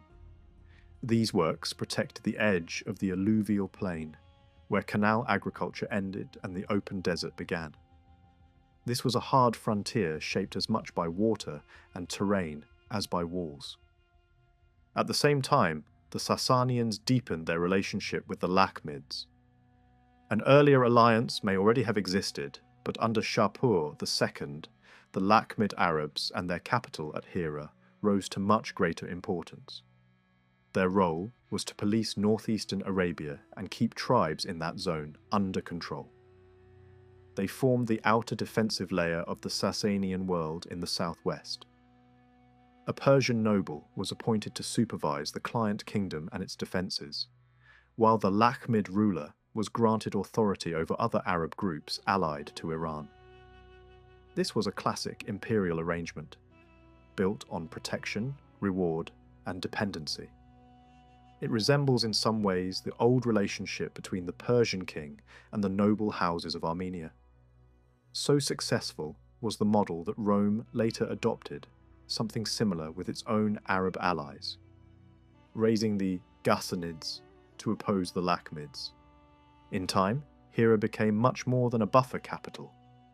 It turned into a meeting point of the great cultures and religions of the region. Zoroastrian Iran, Syrian Christianity, and the older pagan traditions of Arabia all touched one another there. Christian scholars flourished in the city. Later, memory linked Hira with the development and spread of written Arabic, and with the transmission of many Persian words into the Arabic language, especially in administration, science, art, and learned culture. Long after the Sassanian dynasty had vanished and the religious landscape of the Near East had been transformed, poets still looked back at the ruins of Hira with admiration, remembering the people who had built, ruled, and adorned it. Despite all these developments, the deepest conflict remained the one with Rome. The peace created in 298 lasted until Constantine's death. That emperor himself had considered a Persian campaign, perhaps encouraged by the fugitive prince Hormazd, but the plan died with him. For the Sassanian court, the old treaty had never been acceptable as a permanent settlement. Roman influence in Mesopotamia, Armenia, and Iberia was too great. Recovering freedom of action in those regions was one major cause of renewed war. Religion added another layer to the coming conflict. Constantine's rise had changed the public character of the Roman Empire. Christianity was no longer a persecuted movement. It was becoming closely tied to Roman prosperity, legitimacy, and imperial order. At some point, Constantine sent a message to Shapur congratulating him on having Christians within his dominions and expressing goodwill toward them. On the surface, the tone was friendly, but the implications were not. Any Persian ruler reading such words could only notice the hidden challenge. The Roman emperor was speaking as though he had a special moral interest in Christian subjects living under Sassanian rule. The suggestion was subtle but unmistakable. If these people were mistreated, Rome might claim concern, perhaps even a kind of right to intervene. Whether Christians in Iran were immediately persecuted is harder to determine. Later, church histories portray Shapur II as a relentless persecutor. But the earliest evidence suggests a more complicated process.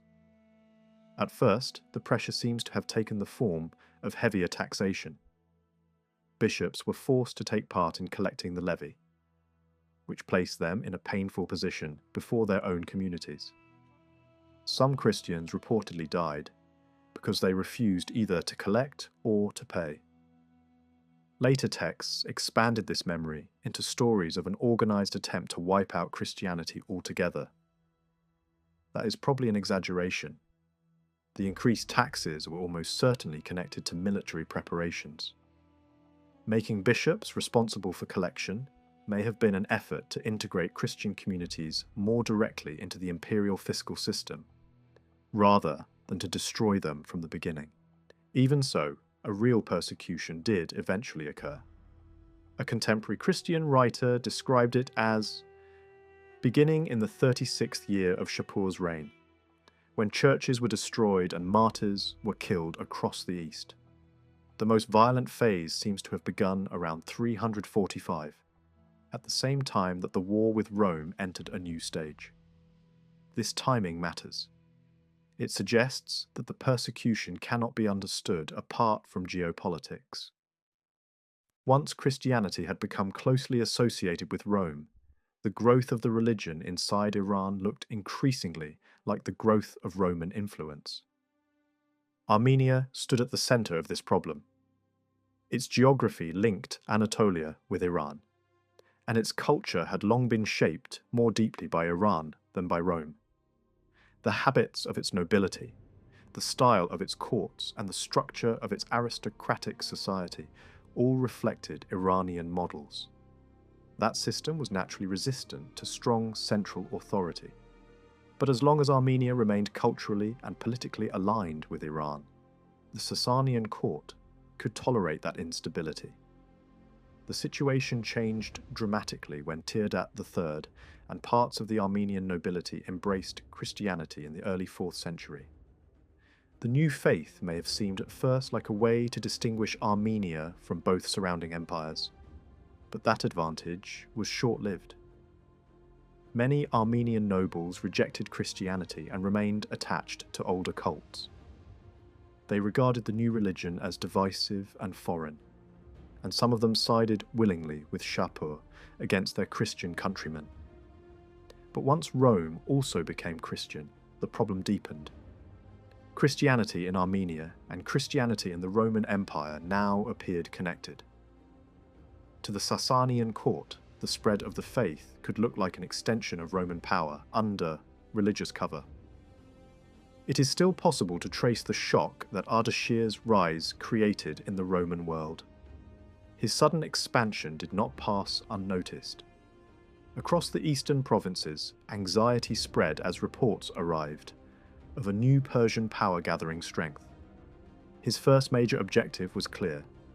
He sought control of Hatra, a heavily fortified city that stood between Iran and the Roman frontier.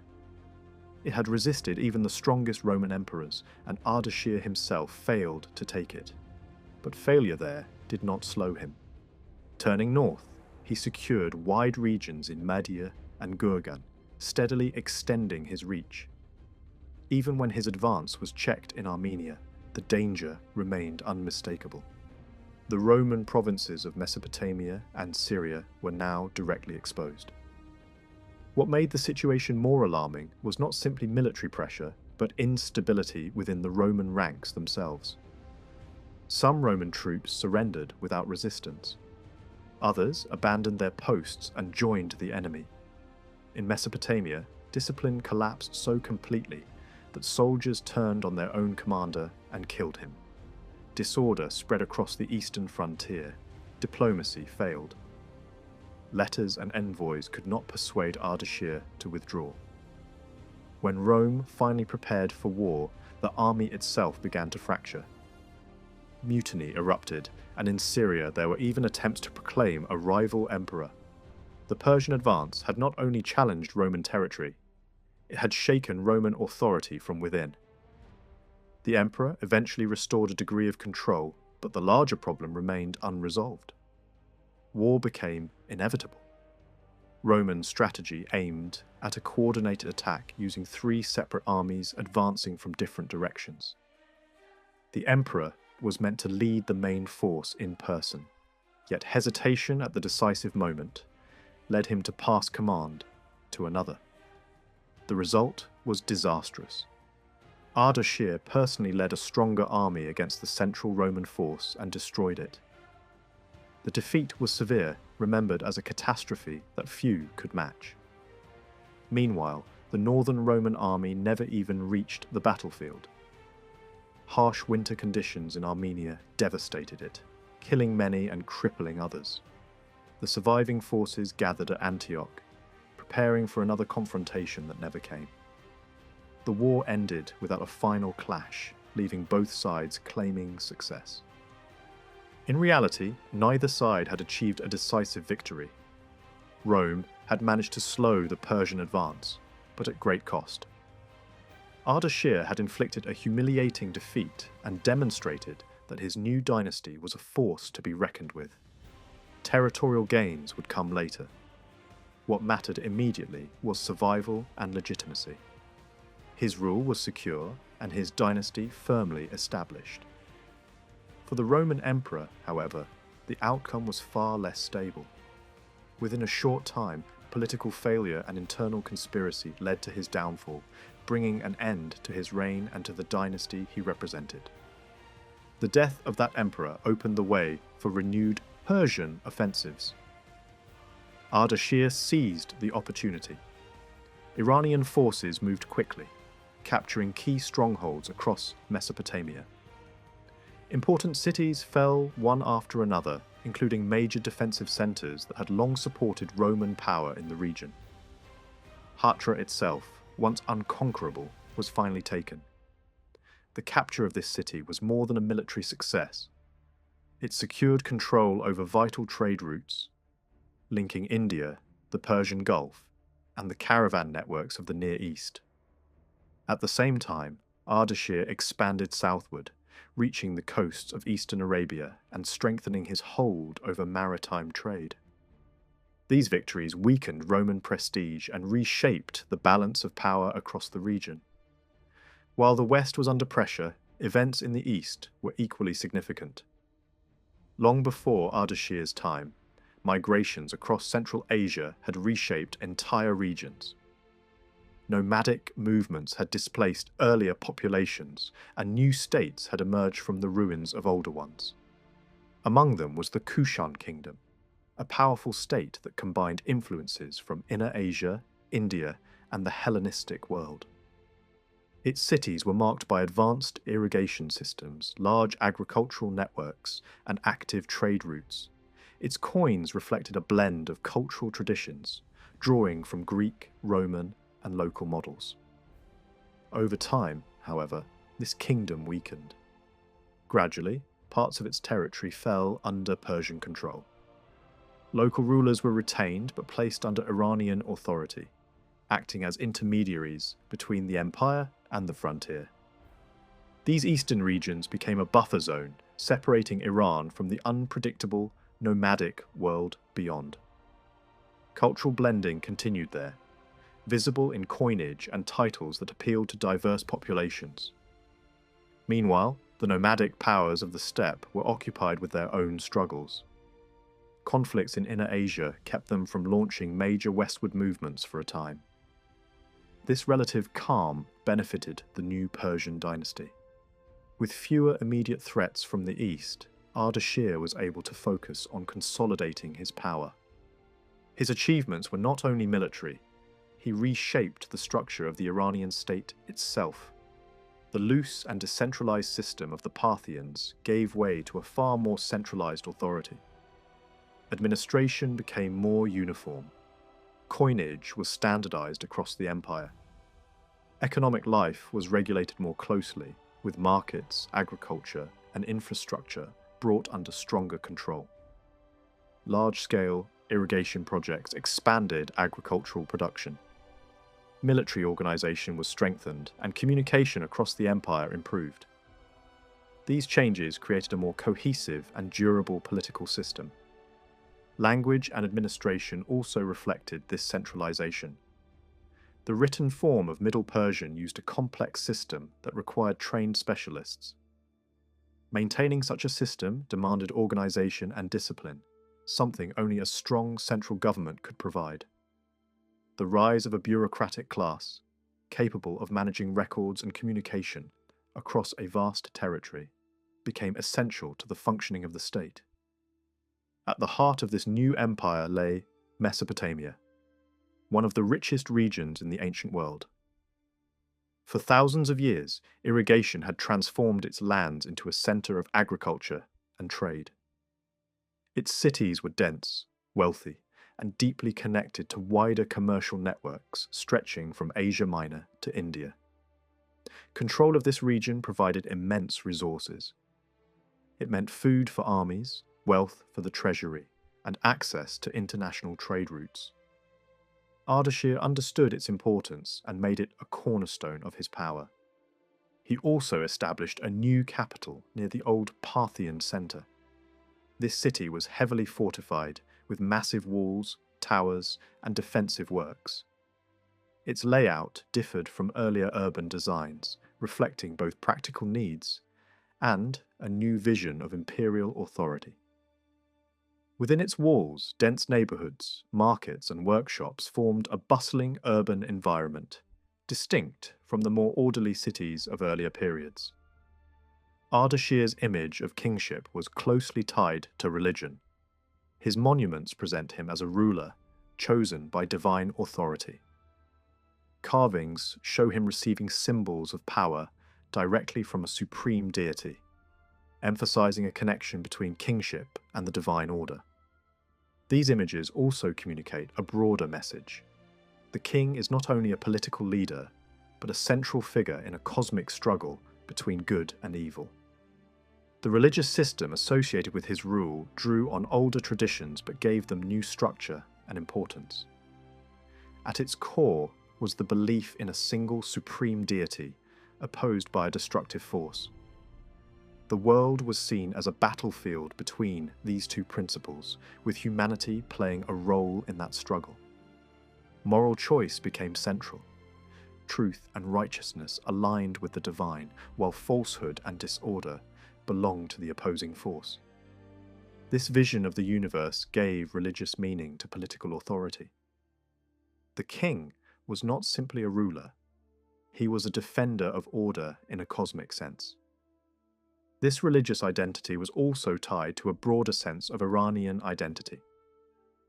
The land itself was seen as a center of order, a place with a special role in the structure of the world. Religion, culture, and political authority became closely linked. Under the new dynasty, this connection was reinforced and expanded, giving the empire a strong ideological foundation. After Ardashir's death, his son Shapur inherited this powerful but still developing state. His origins were surrounded by legend, blending history with myth. Stories told of hidden births, royal intrigue, and dramatic revelations. Whether true or not, these accounts reflect the importance of legitimacy in a newly established dynasty. What is clear is that Shapur was carefully prepared for rule. He had fought alongside his father and gained experience in both war and governance. Once in power, Shapur proved to be an even more formidable military leader. His campaigns extended across a wide range of regions, from the eastern frontiers to the Roman west. Early victories secured his borders and strengthened his position, but it was his wars against Rome that would define his reign. A Roman attempt to recover lost territory led to a major confrontation. In battle, Shapur defeated the Roman army, leading to the death of its emperor and the rise of a new ruler, who quickly sought peace. That peace did not last. Renewed conflict followed, culminating in a series of devastating Persian offensives. Cities were destroyed, regions devastated, and Roman armies repeatedly defeated. The most striking moment came when a Roman emperor himself was captured. This event sent shockwaves through the ancient world. Never before had a Roman ruler suffered such a fate at the hands of a foreign power. The psychological impact was enormous. It marked a turning point in the long rivalry between Rome and Iran. Shapur made sure these victories would be remembered. Monumental carvings and inscriptions celebrated his triumphs, presenting them as proof of divine favour and royal strength. These images show defeated Roman leaders, humbled before the Persian king, reinforcing the message of Iranian dominance. Yet even at the height of his success, Shapur did not fully exploit his advantage. While Rome struggled with internal crises, he chose not to press deeper into its territory. Instead, new powers emerged in the region. One of them, centered in Palmyra, briefly rose as a major force, controlling vast territories between Rome and Iran. Its leaders challenged Roman authority but were eventually defeated. Shapur's later years raise important questions. Despite his victories, he did not form alliances that might have further weakened Rome, nor did he launch a final decisive campaign. It is possible that concerns closer to home influenced his decisions, or that stability seemed more valuable than continued expansion.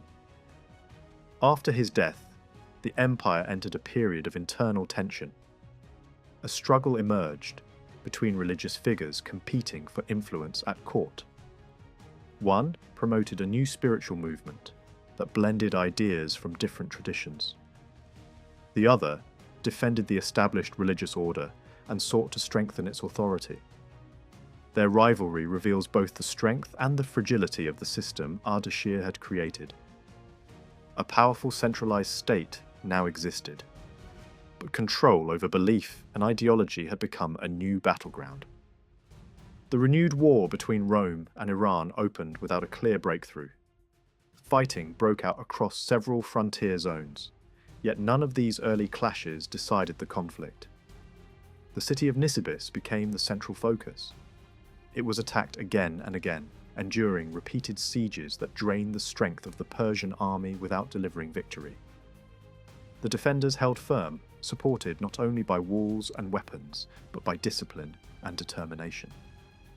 Every method of assault was tried. Infantry, cavalry, and even war elephants were brought against the city. Towers rose above the battlefield, engines hurled missiles, and siege lines closed in from every side. Yet the city did not fall. One of the most dramatic moments came when the attackers attempted something extraordinary. The river that flowed past the city was blocked and forced to swell into a massive reservoir. When the barrier was released, a surge of water crashed against the defences, breaking part of the outer wall. For a brief moment, it seemed the city might be lost, but the defenders worked without pause, rebuilding what had been destroyed. Time, weather, and terrain played their part. The flooded ground slowed the attackers, and the delay gave the defenders the chance they needed. In the end, the failure of the siege had more to do with practical obstacles than with any miracle. Fortifications, engineering, and endurance proved stronger than force alone. Despite these setbacks, the Persian king did not abandon the campaign entirely. The war might have dragged on, wearing both sides down through exhaustion and attrition. Instead, something unexpected happened. In the early 350s, the siege was suddenly lifted, and the Persian army withdrew from Mesopotamia. The reason lay far from the Roman frontier. A new and dangerous threat had appeared in the northeast, forcing the king to redirect his attention. Long before they would become known in the west, the Huns were already feared across Asia. Their origins lay in the vast steppe regions of Inner Mongolia, where harsh landscapes shaped a people accustomed to mobility and conflict. Early accounts from settled civilizations often described them in strange and exaggerated terms, reflecting both fear and distance. Only later did clearer descriptions emerge, revealing a powerful and organized nomadic society. For centuries, these steppe warriors had pressed against the borders of China. Their raids had toppled cities and forced entire states to respond. Defensive systems such as great walls and fortified lines were built to keep them out, yet these barriers were never absolute. At times, the Huns were strong enough to demand tribute, forcing powerful states to negotiate with them as equals. Marriage alliances were arranged, and diplomacy was shaped by necessity rather than superiority. Their expansion reshaped the map of Asia. Under strong leadership, they pushed westward, displacing other nomadic groups and setting off a chain reaction of migrations. One of these movements would eventually contribute to the fall of Greek power in Central Asia and destabilize regions far beyond the steppe. Over time, internal divisions weakened their unity. Rival factions emerged, and their once unified power split into competing groups. Some were driven back, others absorbed, and some entered into alliances with settled empires. A portion of these steppe peoples became integrated into Chinese frontier systems, serving as defenders of imperial borders. Yet their position remained unstable. As Chinese dynasties rose and fell, these groups shifted their loyalties or asserted independence. In moments of weakness, they moved southward, taking advantage of political chaos. Cities were destroyed, populations displaced, and entire regions transformed by their presence. The violence of these events left a deep impression on those who lived through them. As conditions changed, new pressures emerged. Climate shifts and shortages of grazing land forced further migrations. Groups that could not remain in their traditional territories moved outward, searching for new lands. It was during one of these movements that they appeared on the eastern borders of the Iranian world. Their arrival was sudden and alarming. The Persian king, engaged in a difficult war with Rome, recognized the danger immediately. The conflict in the west was abandoned, not through negotiation, but because a greater threat demanded attention. For nearly a decade, fighting and diplomacy in the east absorbed the strength of the Persian state. Eventually, a new balance was reached. Some of these nomadic groups became allies, fighting alongside the Persians rather than against them. Only then did the king return to the western frontier, ready to resume the struggle with Rome. When war resumed, it did so under very different conditions. Intelligence and deception now played a central role. Roman officials attempted secret negotiations, hoping to bring an end to the conflict, but their actions revealed weakness. Information passed quickly to the Persian court, and the opportunity was seized. A formal message was sent to the Roman emperor demanding the return of disputed territories. The tone was carefully balanced, mixing respect with firm insistence. The message made clear that war would continue unless those demands were met. The Roman response rejected these claims and asserted confidence. Neither side was willing to yield. War began again. This time, the Persian strategy relied not only on strength, but on preparation and information. Defectors provided detailed knowledge of Roman defences, supply lines, and weaknesses. One such figure, a former official who had turned against his own side, played a crucial role in guiding the invasion.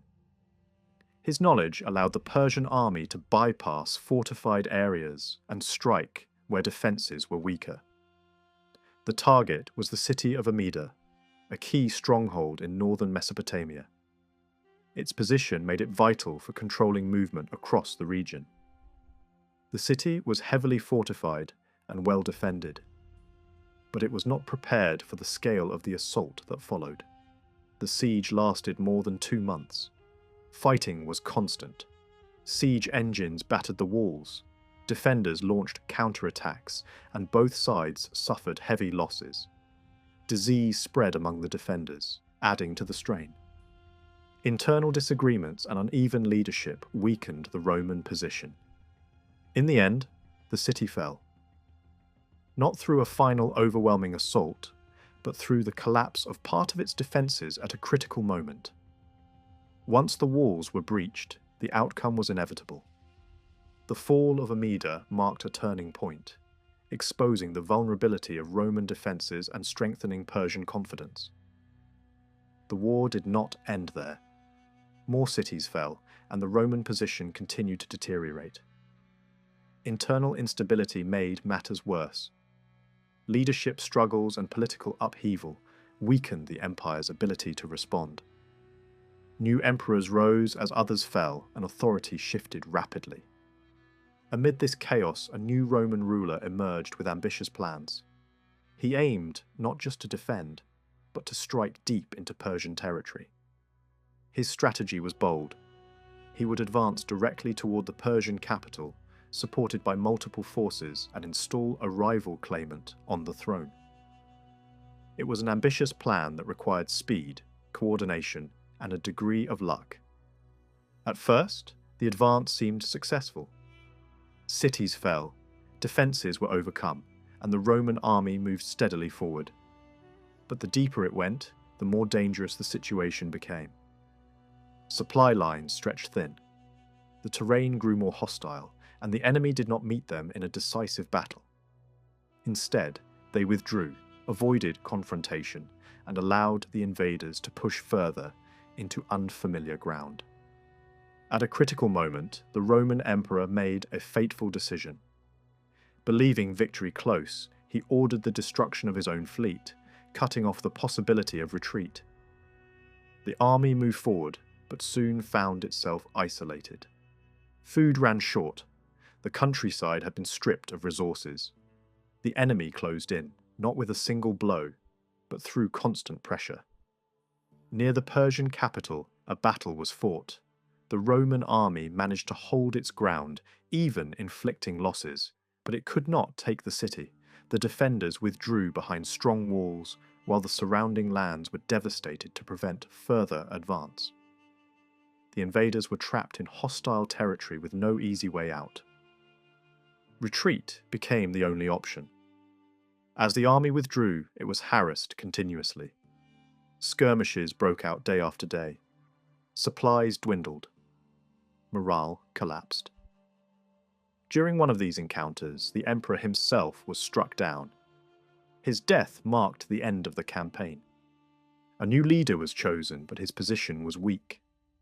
Surrounded, exhausted, and facing destruction, he had little choice but to negotiate. The terms imposed were severe. Large territories were surrendered. Key cities were abandoned. Strategic positions that had once protected the frontier were lost. The agreement brought peace, but at a heavy cost.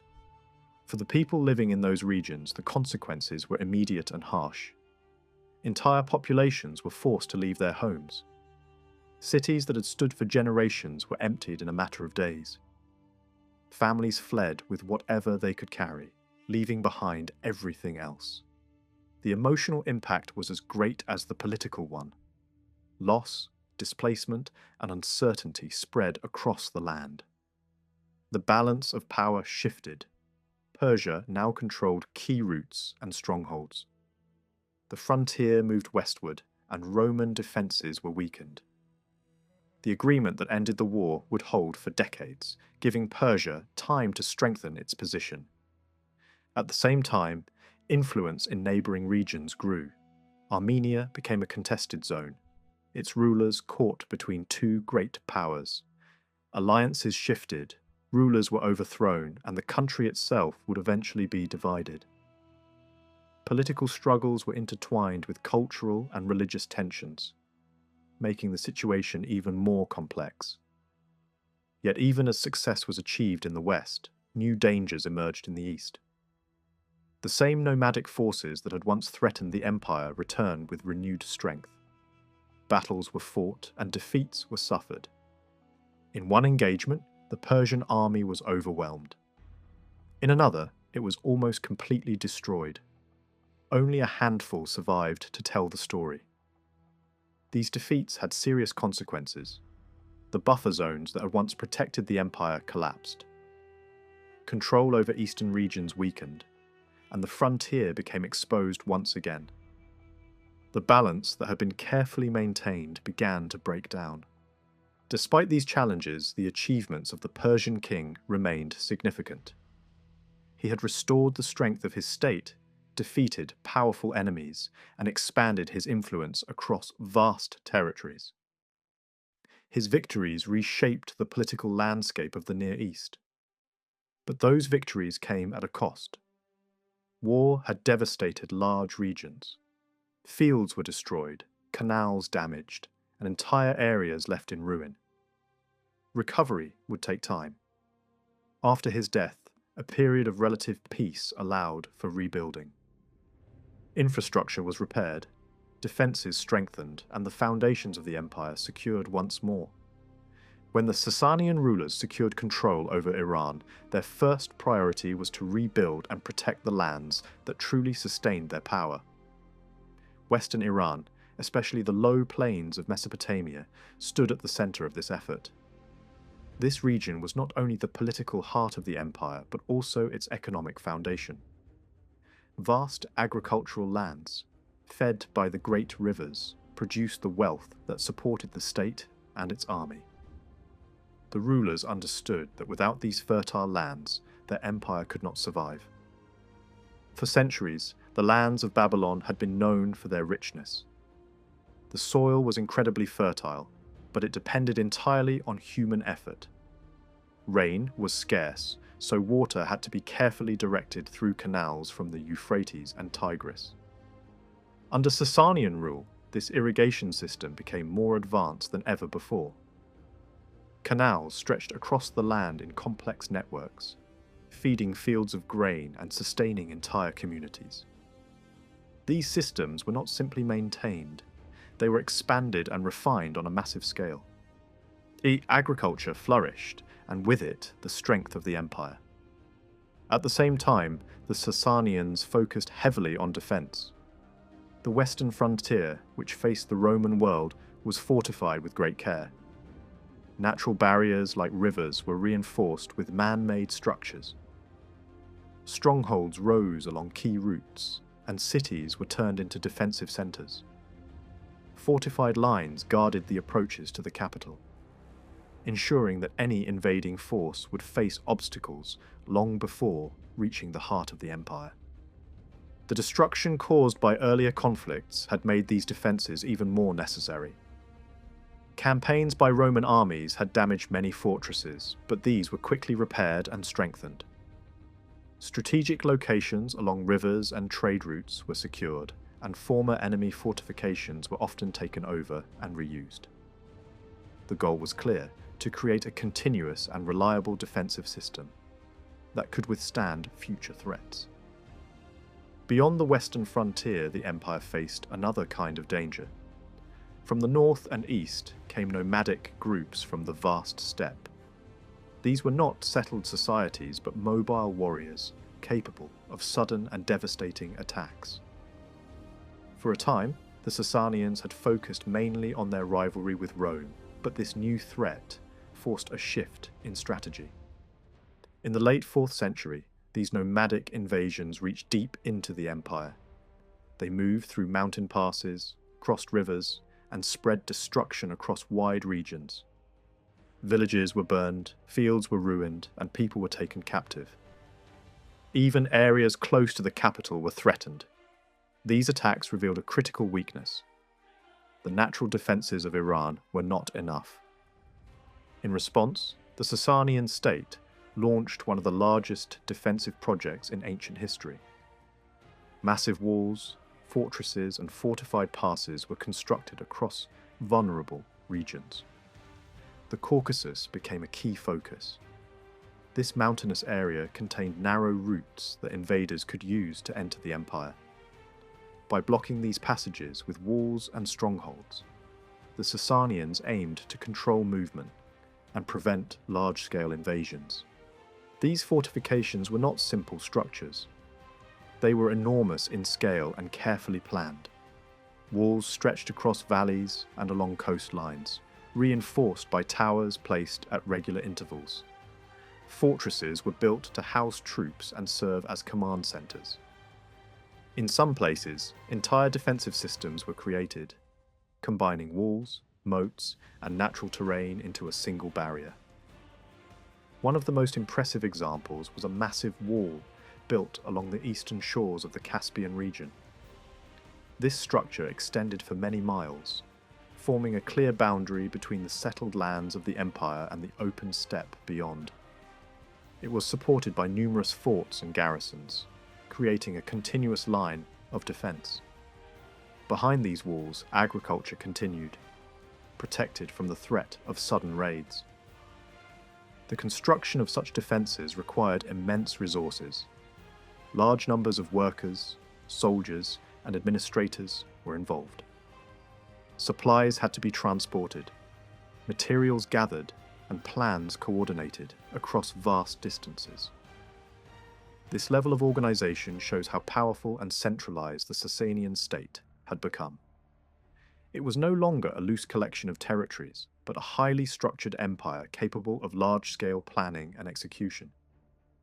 At the same time, the relationship between the great powers of the region began to change. The long rivalry between Iran and Rome did not disappear, but it evolved. Both empires faced the same danger from the steppe. The nomadic invasions were a threat to all settled societies, and this created a new understanding between the two powers. Instead of constant warfare, there were periods of cooperation and stability. This shift can be seen in the relatively peaceful western frontier during certain periods. Agreements were made, trade was regulated, and conflicts were avoided. Both sides recognized that their real challenge lay elsewhere. The need to defend against external threats encouraged a more balanced relationship, even if tension never fully disappeared. Despite these efforts, the struggle against the nomadic forces was far from easy. Early encounters often ended in defeat. Powerful groups from the steppe proved to be formidable opponents, capable of defeating even well-organized armies. These defeats forced the Sassanians to adapt. They changed their strategies, strengthened their defenses, and committed more resources to the Eastern Front. Over time, the conflict with these groups became one of the defining features of the empire. It was not just a military struggle, but also a cultural and ideological one. The settled world of cities, agriculture, and structured government stood in contrast to the mobile and unpredictable life of the steppe. This clash shaped the identity of the Sassanian state and influenced its policies for generations. Internally, the empire also faced challenges. Religious divisions, political rivalries, and struggles for power created instability. Some rulers pursued policies of tolerance, allowing different religious communities to exist peacefully. Others enforced stricter control, leading to conflict and persecution. These internal tensions sometimes weakened the state at critical moments. Even so, the Sassanian Empire remained remarkably resilient. Its ability to rebuild, reorganize, and adapt allowed it to survive repeated crises. The combination of strong leadership, advanced infrastructure, and strategic thinking ensured that it remained one of the dominant powers of its time. By the 5th century, the transformation of the empire was clear. What had begun as a regional power had become a highly organized and militarized state. Its borders were defined by massive defensive systems. Its economy was supported by advanced agriculture, and its government was capable of coordinating complex operations across vast territories. After the death of Yazdgerd II, the Sassanian throne did not pass smoothly from father to son. Instead, the empire was drawn into a struggle between his two heirs. The elder brother, Hormazd, and the younger, Peroz, both claimed the right to rule.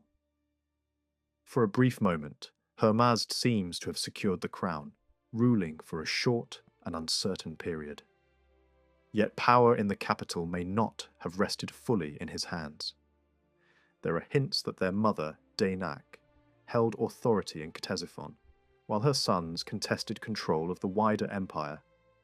Her role remains shadowy, but it suggests that the court itself was divided and unstable during this crisis.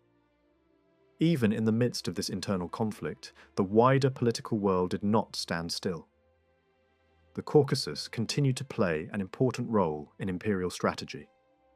A marriage alliance between the Sassanian royal family and the ruling house of Iberia shows that diplomacy did not cease during the civil war.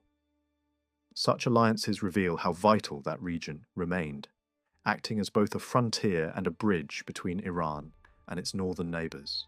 The struggle between the brothers cannot be described in detail, but its outcome is clearer. Peroz eventually emerged as the victor, and his success appears to have depended heavily on the support of one of the great noble families of Iran. The Mihran clan, one of the most powerful aristocratic houses, played a decisive role. Different traditions describe this involvement in different ways. Some suggest that a Mihran noble personally killed Hormazd and placed Peroz on the throne. Others claim that a Mihran commander led the army that defeated Hormazd and then ensured his death. Despite these variations, the essential point remains the same. Without the backing of the Mihran family, Peroz might never have become king. Evidence from distant eastern regions hints that the conflict was wider than a simple struggle between two brothers. Local rulers appear to have shifted their loyalties as the balance of power changed. Titles and honours were granted by both sides, suggesting that alliances were fluid and uncertain. These movements may reflect attempts by the rival factions to secure support from powerful groups beyond the core of the empire, including those who controlled the lands of Bactria. The role of steppe powers in this struggle is difficult to define, but it was almost certainly important. Later traditions claim that intervention from eastern nomadic forces helped decide the outcome in favour of Peroz. Although these accounts are not always consistent, the involvement of such forces is entirely plausible. The eastern frontier had long been a zone of tension, and the rise of new nomadic groups created both threats and opportunities. It is likely that Peroz, or those who supported him, sought alliances with these powers to strengthen his position against his brother. At the same time, the political landscape of Central Asia was undergoing rapid change. Older nomadic groups were being displaced by new confederations, and the balance of power was shifting. The collapse of earlier powers created space for new forces to emerge, and these developments affected the Sassanian Empire directly. Control over regions like Bactria became uncertain, with both Iranian and nomadic authorities claiming influence. Diplomatic missions and military campaigns were closely linked, each supporting the other in a complex struggle for dominance. While Peroz secured his throne, tensions with Rome continued to simmer. Relations between the two empires remained fragile, shaped by suspicion and rivalry. At one point, a high-ranking Roman officer defected to the Persian side, encouraging an attack against his former masters. The plot was uncovered, and the Roman authorities acted quickly to neutralize the threat. Yet the incident revealed how far influence and intrigue could reach, even into the highest levels of the opposing state. In response to growing tension, the Roman Empire strengthened its eastern defences. Fortifications were improved, and strategic positions reinforced. Financial arrangements between the two powers also became a source of conflict. Payments that had once supported frontier defences were withdrawn, reflecting a breakdown in trust. At the same time, the question of key cities remained unresolved. Places that had been ceded in earlier treaties became symbols of rivalry, and their status continued to provoke disputes. Despite these pressures, full-scale war was avoided for a time. Diplomacy, negotiation, and careful manoeuvring prevented open conflict. Yet beneath the surface, both sides prepared for the possibility of renewed struggle. Inside the Sassanian Empire, Peroz faced challenges that went beyond politics and war. Natural disaster struck during his reign, bringing hardship to the population. A prolonged drought reduced agricultural production and strained the resources of the state. Later accounts portray the king as managing the crisis effectively, distributing aid and easing the burden on his people. Whether these accounts are fully accurate is uncertain, but there is no doubt that the drought had serious consequences. Shortages of food forced populations to move, and some groups crossed into neighbouring territories in search of survival. These movements created new tensions along the frontier, bringing Iran and Rome close to conflict once again. Only careful negotiation prevented the situation from escalating into war. Opinions about Peroz himself were sharply divided. Some traditions praise his leadership during difficult times, while others portray him as reckless and unwilling to listen to advice. Critics describe a ruler driven by impulse rather than careful judgment, a man whose decisions brought harm not only to himself, but to the empire as a whole. These negative views may reflect political rivalries within the elite, particularly between powerful noble families. But they also appear in sources outside the court, suggesting a broader dissatisfaction with his rule. Religious conflict added another layer of complexity. The Christian communities within the empire were deeply divided over questions of belief. Disputes about the nature of Christ had already shaken the Roman world, and these debates spread into Iran. Different interpretations competed for dominance, and each claimed to represent the true faith. One line of thought emphasized a clear distinction between the divine and human aspects of Christ. Another stressed the unity of his nature, focusing on his divinity. Attempts to reconcile these views often failed, leading to further division. Councils were held, doctrines proclaimed, and leaders condemned, yet no lasting agreement was reached. In this atmosphere of tension, religious leaders sought influence not only within their communities, but also at court. One figure in particular rose to prominence. A bishop associated with teachings that separated the divine and human aspects of Christ gained the favour of the king. His ideas, once condemned elsewhere, found acceptance within the Sassanian Empire. This shift had far-reaching consequences. It created a distinct religious identity that separated the Christians of Iran from those under Roman authority. Conflict between church leaders intensified. Rival bishops accused each other of heresy and betrayal. The struggle was not only theological but also political. Allegiances to different doctrines often aligned with loyalty to different powers. Those who appeared too close to Roman influence were viewed with suspicion by the Persian court. The dispute reached a dramatic conclusion when one leading church figure was accused of treason. A letter intended for the Roman emperor was intercepted, and this was used as evidence against him. The punishment was severe. His execution marked the triumph of his rival and the consolidation of a new religious direction within the empire. By the end of Peroz's reign, the Sassanian world had been transformed by conflict on multiple fronts. Civil war had reshaped the ruling elite. External threats had altered the balance of power along the frontiers. Natural disaster had tested the resilience of the state, and religious division had created lasting differences within its population. The execution of Baboy marked a turning point in the history of Christianity within the Sassanian Empire. With his rival removed, Barsauma rose to a position of extraordinary influence, drawing the Iranian church closer to the royal court than ever before. His teachings, which emphasized a clear distinction between the divine and human aspects of Christ, differed from the doctrines favored in the Roman world. At the same time, his rejection of strict clerical celibacy made Christianity appear less alien in a society shaped by Zoroastrian traditions.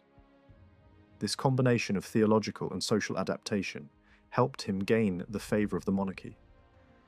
Barsauma's vision extended beyond doctrine. He sought to align religious authority with royal power, creating a structure in which the church would serve the interests of the state. According to his opponents, he argued that as long as Iranian Christians shared the same beliefs as those under Roman rule, their loyalty would remain divided. A separation of doctrine, therefore, was presented as a necessity for political stability. Critics accused him of promising to reshape the entire Christian population of Iran, turning it into a force that would stand apart from, and even oppose, the Christians of the Roman Empire. Hostility toward Barsauma was intense, and much of what is known about his actions comes from those who opposed him. Some claim that his zeal led to widespread violence, including the deaths of thousands of Christians who resisted his teachings. Whether these numbers are exaggerated or not, there is little doubt that his policies created deep divisions within the Christian community. By the time a formal assembly of church leaders confirmed these changes a few years after the death of Peroz, the separation between the Eastern and Western churches had become permanent. This transformation is often described as a political success for the Sassanian state. By encouraging a distinct form of Christianity within its borders, the monarchy reduced the influence that the Roman emperor might claim over Iranian Christians. Yet this policy also carried significant costs. It undermined earlier ambitions to present the Sassanian ruler as a universal sovereign over all Christians, and it deepened internal divisions. In regions like the Caucasus, where loyalties were already fragile, these religious differences added another layer of tension. The Caucasus remained a region of constant unrest. The aftermath of earlier revolts had left cities damaged and populations divided. Christian communities in Armenia and neighbouring regions continued to resist Sassanian authority, often forming alliances with each other and even seeking support from nomadic groups beyond the frontier.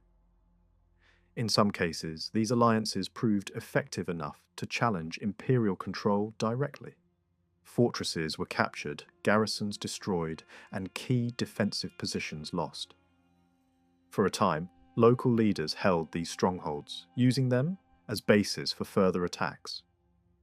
Nomadic warriors were drawn into the Sanghersh, fighting on different sides depending on shifting alliances. These incursions caused significant alarm at the Sassanian court, where the loss of control over the Caucasian defences was seen as both a military and symbolic blow. Eventually, a series of campaigns restored a measure of order, but not without heavy losses on all sides. Entire regions were devastated, and the cycle of violence left lasting scars. Despite this turmoil, the Sassanian government began to adjust its approach. There were moments of conciliation, particularly toward Armenian elites. Captives were released, financial support was offered, and attempts were made to rebuild trust. Over time, these policies hinted at a shift toward greater tolerance, although they did not immediately resolve the underlying tensions. Conflict continued to erupt, as seen in renewed violence during the final years of Peroz's reign, when local rulers clashed over both political loyalty and religious identity. Meanwhile, the greatest threat to the empire came from the east. Peroz launched repeated campaigns against the Hephthalite Huns, a powerful nomadic force that dominated Central Asia. These wars were marked by uncertainty and repeated setbacks. Early encounters ended in defeat, with the king himself captured and later released under humiliating terms. Agreements were made and broken, and each new campaign seemed driven as much by the desire to restore honour as by strategic necessity. One of these campaigns revealed the tactical skill of the Hephthalites. They used feigned retreats to lure the Sassanian army into dangerous terrain, nearly trapping the king and his forces. Only a timely warning prevented disaster on that occasion. Yet the pattern of conflict continued, and the fragile peace that followed each defeat did not last. The final campaign proved catastrophic. Determined to avenge earlier humiliations, Peroz marched deep into enemy territory with a large army and many of his own sons. The Hephthalites prepared a deadly trap, digging a concealed trench across the battlefield. As their forces pretended to flee, the Sassanian army pursued at full speed, unaware of the danger ahead. The result was devastating. Soldiers and commanders alike fell into the hidden trap, and the king himself perished alongside much of his army. The shock of this defeat spread quickly throughout the empire. The loss of the king and so many nobles created a sudden vacuum of power. Survivors struggled to understand what had gone wrong, often blaming the king's recklessness and refusal to heed advice. Military leaders abandoned their campaigns and returned to the capital, where the urgent question of succession had to be resolved. In the aftermath, the throne passed not to a son of Peroz, but to his brother, Balash. His rule began under difficult circumstances. The empire was financially exhausted, its eastern territories devastated, and its army demoralized. External support from Rome was no longer reliable. Internal divisions remained unresolved. Soldiers went unpaid, and dissatisfaction spread through the ranks. Balhash attempted to stabilize the situation, but his position was weak. His policies, including efforts to accommodate Christian populations in the Caucasus, earned him both support and hostility. Religious concessions that brought peace in one region provoked resentment in another. At the same time, economic hardship and military discontent eroded his authority. After only a few years, opposition from both the nobility and the clergy led to his downfall. He was removed from power, blinded, and replaced by his nephew Kavad, the son of Peroz. This transition marked the beginning of a new and turbulent phase in Sassanian history. Kavad's rise to the throne did not bring immediate stability. He was young, and real power lay in the hands of powerful noble families. Among them, the House of Karen played a dominant role, shaping the direction of the state during his early reign. Rivalries between these aristocratic groups influenced politics at every level, often overshadowing the authority of the king himself. During this period, a controversial religious movement gained renewed attention. Its teachings challenged traditional social structures, promoting the idea that inequality in wealth and relationships was the root of conflict. Some accounts describe its followers as advocating communal ownership and the sharing of resources, ideas that alarmed the established order. Whether these teachings were as radical as later sources claim is uncertain, but their association with Kavad provoked a strong reaction. The nobility, already wary of the young king, saw his support for such ideas as a direct threat. Opposition grew rapidly, and Kavad was eventually removed from the throne. Instead of executing him, his enemies chose to imprison him in a remote fortress, effectively removing him from power without creating a martyr. The historian Procopius presents a dramatic and often controversial account of the fall and return of the Sassanian king, Kavad I. According to his narrative, Kavad's reforms provoked intense hostility among the Iranian elite, especially a law that allegedly disrupted traditional social norms. This reaction led to a powerful faction of nobles rising against him. They removed him from the throne, placed him in chains, and confined him under heavy guard. Authority then passed to his successor, Jamasp, who convened a council to decide Kavad's fate. Within this council, opinions were divided. One influential nobleman, Nikhor Gushnasbdad, argued strongly for Kavad's execution. He warned that a small and decisive action in the present could prevent far greater conflict in the future. Despite the force of his argument, the council ultimately rejected the idea of immediate execution. Instead, they chose a punishment that was both symbolic and severe. Kavad was imprisoned in a remote fortress known as the Castle of Oblivion, a place where those confined were erased, not only from public life but from memory itself. Speaking his name was forbidden, and death awaited anyone who dared to do so. From this point, the story takes on a more legendary tone. Earlier traditions told of princes escaping captivity through cunning and deception, and Kavad's escape follows a similar pattern, though in an even more elaborate form. Some accounts claim that his wife seduced the prison guard and helped him escape by exchanging clothes with him, allowing Kavad to leave disguised as a woman. This version was widely circulated, but not all historians accepted it. Agathias openly doubted its credibility. Even so, the tale became deeply embedded in Persian tradition, evolving into a story that emphasized both intrigue and loyalty. Behind the legend, however, there appears to have been a more practical reality. A nobleman played a crucial role in Kavad's escape and subsequent return. In Greek sources, he is called Seleucids, while Persian tradition identifies him as Zamir.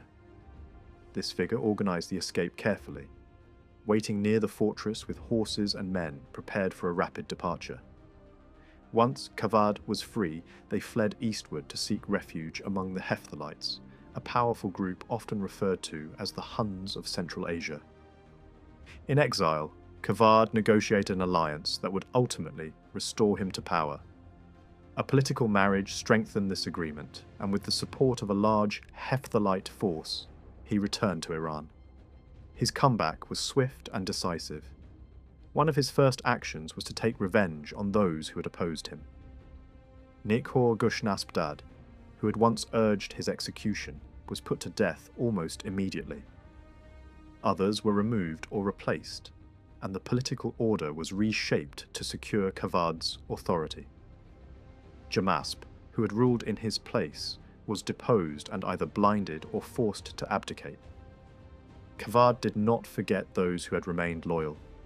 The man who had helped him escape and return was elevated to one of the highest military positions in the empire, becoming a leading figure in the royal court. This marked the beginning of a new phase in Kavad's rule, one characterized by renewed strength and determination. Contemporary observers described him as both intelligent and energetic, a ruler capable of restoring stability after a period of chaos. With his position secured, Kavad moved to strengthen the state. Later traditions claim that he and his successor carried out major reforms in taxation, land management, and the military.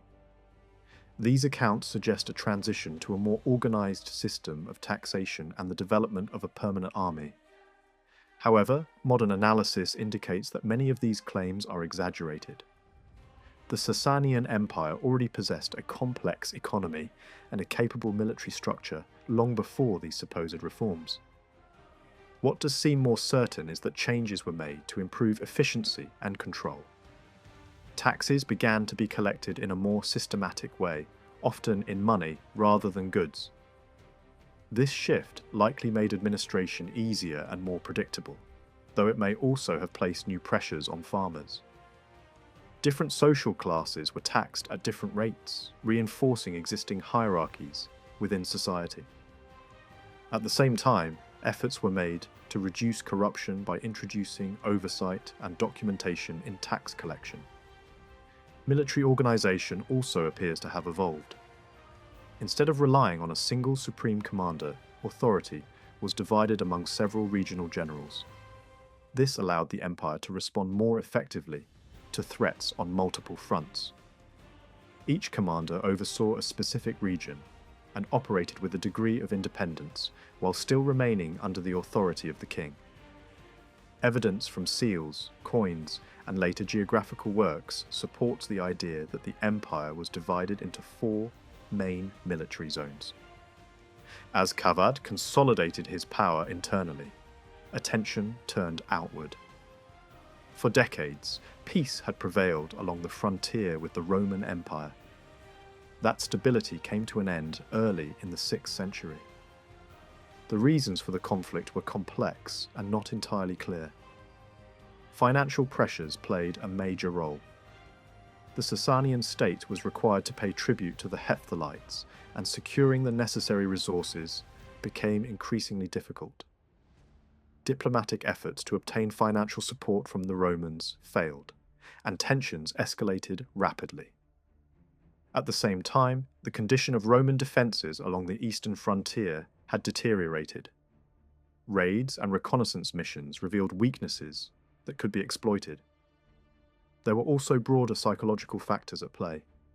Rumours, prophecies, and signs of impending disaster spread throughout the region, creating an atmosphere of fear and uncertainty. Natural disasters and economic hardship only added to this sense of crisis. When war finally broke out, it was anything but minor. Kavad assembled a diverse and powerful force, drawing in various groups that had previously opposed him. Some were coerced into joining, while others were attracted by the promise of plunder. The campaign began with a rapid advance into Roman territory. Cities fell quickly, often due to weak defences or internal betrayal. The invasion created widespread panic, and the scale of the operation demonstrated the renewed strength of the Sassanian state under Kavad's leadership. The course of this long and complex conflict is difficult to reconstruct with certainty. Later, writers describe a prolonged struggle that may have begun early in the 6th century, when northern regions of Iran were threatened by incursions from steppe peoples. Yet the surviving accounts focus less on this opening phase and more on events in the Caucasus, where shifting alliances and local ambitions shaped the course of war. One episode reveals how fragile control over that region had become. An aging Hunnic ruler, nearing death, approached the Roman emperor with an unusual proposal. In exchange for money, he offered to hand over key fortresses and the strategic passes that guarded the Caspian frontier. The offer was tempting, but also dangerous. Such distant positions would have been difficult for the Romans to defend, and accepting them would almost certainly provoke Iran. The emperor refused. After the ruler's death, his sons inherited these territories, only to lose them when Kavad moved swiftly against them and brought the region under his control. This victory did not mark the end of Eastern threats. The groups defeated in the Caucasus were not the same as the powerful Hephthalite Huns who dominated Central Asia. These northern tribes were likely part of a different confederation, remembered by historians under the familiar name of Huns, but distinct in origin and power. Even so, their defeat helped stabilize the frontier, and at roughly the same time, signs emerged that Iran had regained control over important eastern provinces that had long been contested. These developments were made possible in part by events far beyond Iran's borders. The Hephthalites, who had once imposed their dominance on the Sassanian state, were increasingly drawn into conflicts elsewhere. Their expansion carried them deep into Central Asia and even into northern India, where they played a role in the collapse of established kingdoms. At the same time, new pressures arose along their northern frontier. A powerful steppe confederation, known to Chinese sources as the Ruran, began to challenge their position. These shifting pressures forced the Hephthalites to divide their attention, weakening their ability to resist Iranian recovery. Kavad's government appears to have taken advantage of this moment. Diplomatic contact with distant powers resumed, particularly with the great empire of northern China. Envoys travelled between the two courts, carrying gifts and messages that hinted at a broader strategy. The exact purpose of these missions is unclear, but they suggest an effort to engage with the wider political landscape of Inner Asia, perhaps to counterbalance the influence of the Hephthalites. At the same time, Iranian policy turned toward the control of trade. Efforts were made to dominate key routes across the Indian Ocean, securing access to valuable goods and strengthening the economic foundations of the state. Negotiations with foreign rulers, including those in distant island kingdoms, reveal a confident assertion of royal power. Iranian envoys presented their king as the supreme ruler among kings, capable of commanding wealth and influence on a global scale. While these diplomatic and economic initiatives unfolded, tensions with Rome continued to grow. The Roman Empire strengthened its eastern defences, repairing old fortresses and constructing new ones. Among these, the fortress of Dara stood out as a major strategic project. Built close to the frontier, it was designed to counterbalance the long-held Iranian stronghold of Nisibis. Its massive walls, towers, and internal structures made it a formidable position, capable of resisting prolonged siege. For Iran, the construction of Dara was a clear violation of earlier agreements that forbade new fortifications along the border. Yet Kavad, preoccupied with conflicts elsewhere, could do little more than protest. Attempts to halt the project failed, and the fortress remained a constant source of tension. Even generous diplomatic gestures from Rome could not fully ease the resentment it caused. Despite these pressures, a period of relative calm followed. This allowed for internal consolidation and the strengthening of defensive works within Iran itself. Yet beneath the surface, political rivalries persisted. The question of succession created divisions among the nobility, with different factions supporting different candidates. Some sought to secure their position through alliances with foreign powers, even proposing arrangements that would link the royal houses of Iran and Rome. These plans ultimately collapsed amid suspicion and intrigue. Accusations of betrayal and disloyalty led to the downfall of powerful nobles, and the court became a place of shifting alliances and hidden conflicts. Religious tensions added another layer of instability, as accusations of heresy were used to discredit political opponents. At times, these struggles erupted into violent purges that reshaped the balance of power within the empire. As the fragile peace with Rome came to an end, war returned once more. Raids and skirmishes along the frontier escalated into open conflict. In the Caucasus, local rulers sought Roman protection, rejecting Iranian authority. This brought both empires into direct confrontation, with each side attempting to secure the loyalty of the region. Fighting soon spread across multiple fronts. In Mesopotamia, large armies clashed near key fortresses. One major battle near Dara ended in a decisive Roman victory, halting an Iranian advance. In the north, another campaign ended in defeat for Iranian forces, further complicating their position. Yet, the war did not end there. Kavad continued the Sunkersh with determination, launching new offensives and seeking to exploit weaknesses in Roman defences. One campaign aimed at striking deep into Syria, targeting major cities and disrupting Roman control.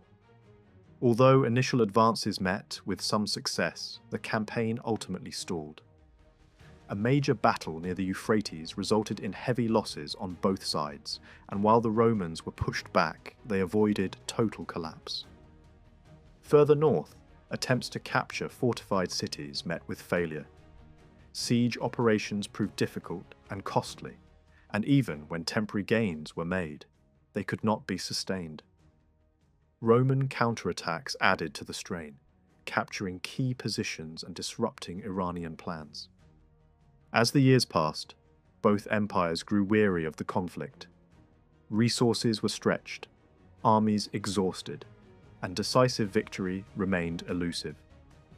Kavad, nearing the end of his life, faced a situation in which neither side could achieve its full objectives. Despite moments of success, the war had brought no lasting advantage.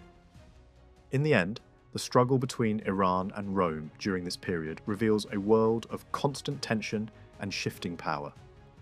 Military campaigns, diplomatic maneuvering, and internal rivalries all combined to shape the course of events.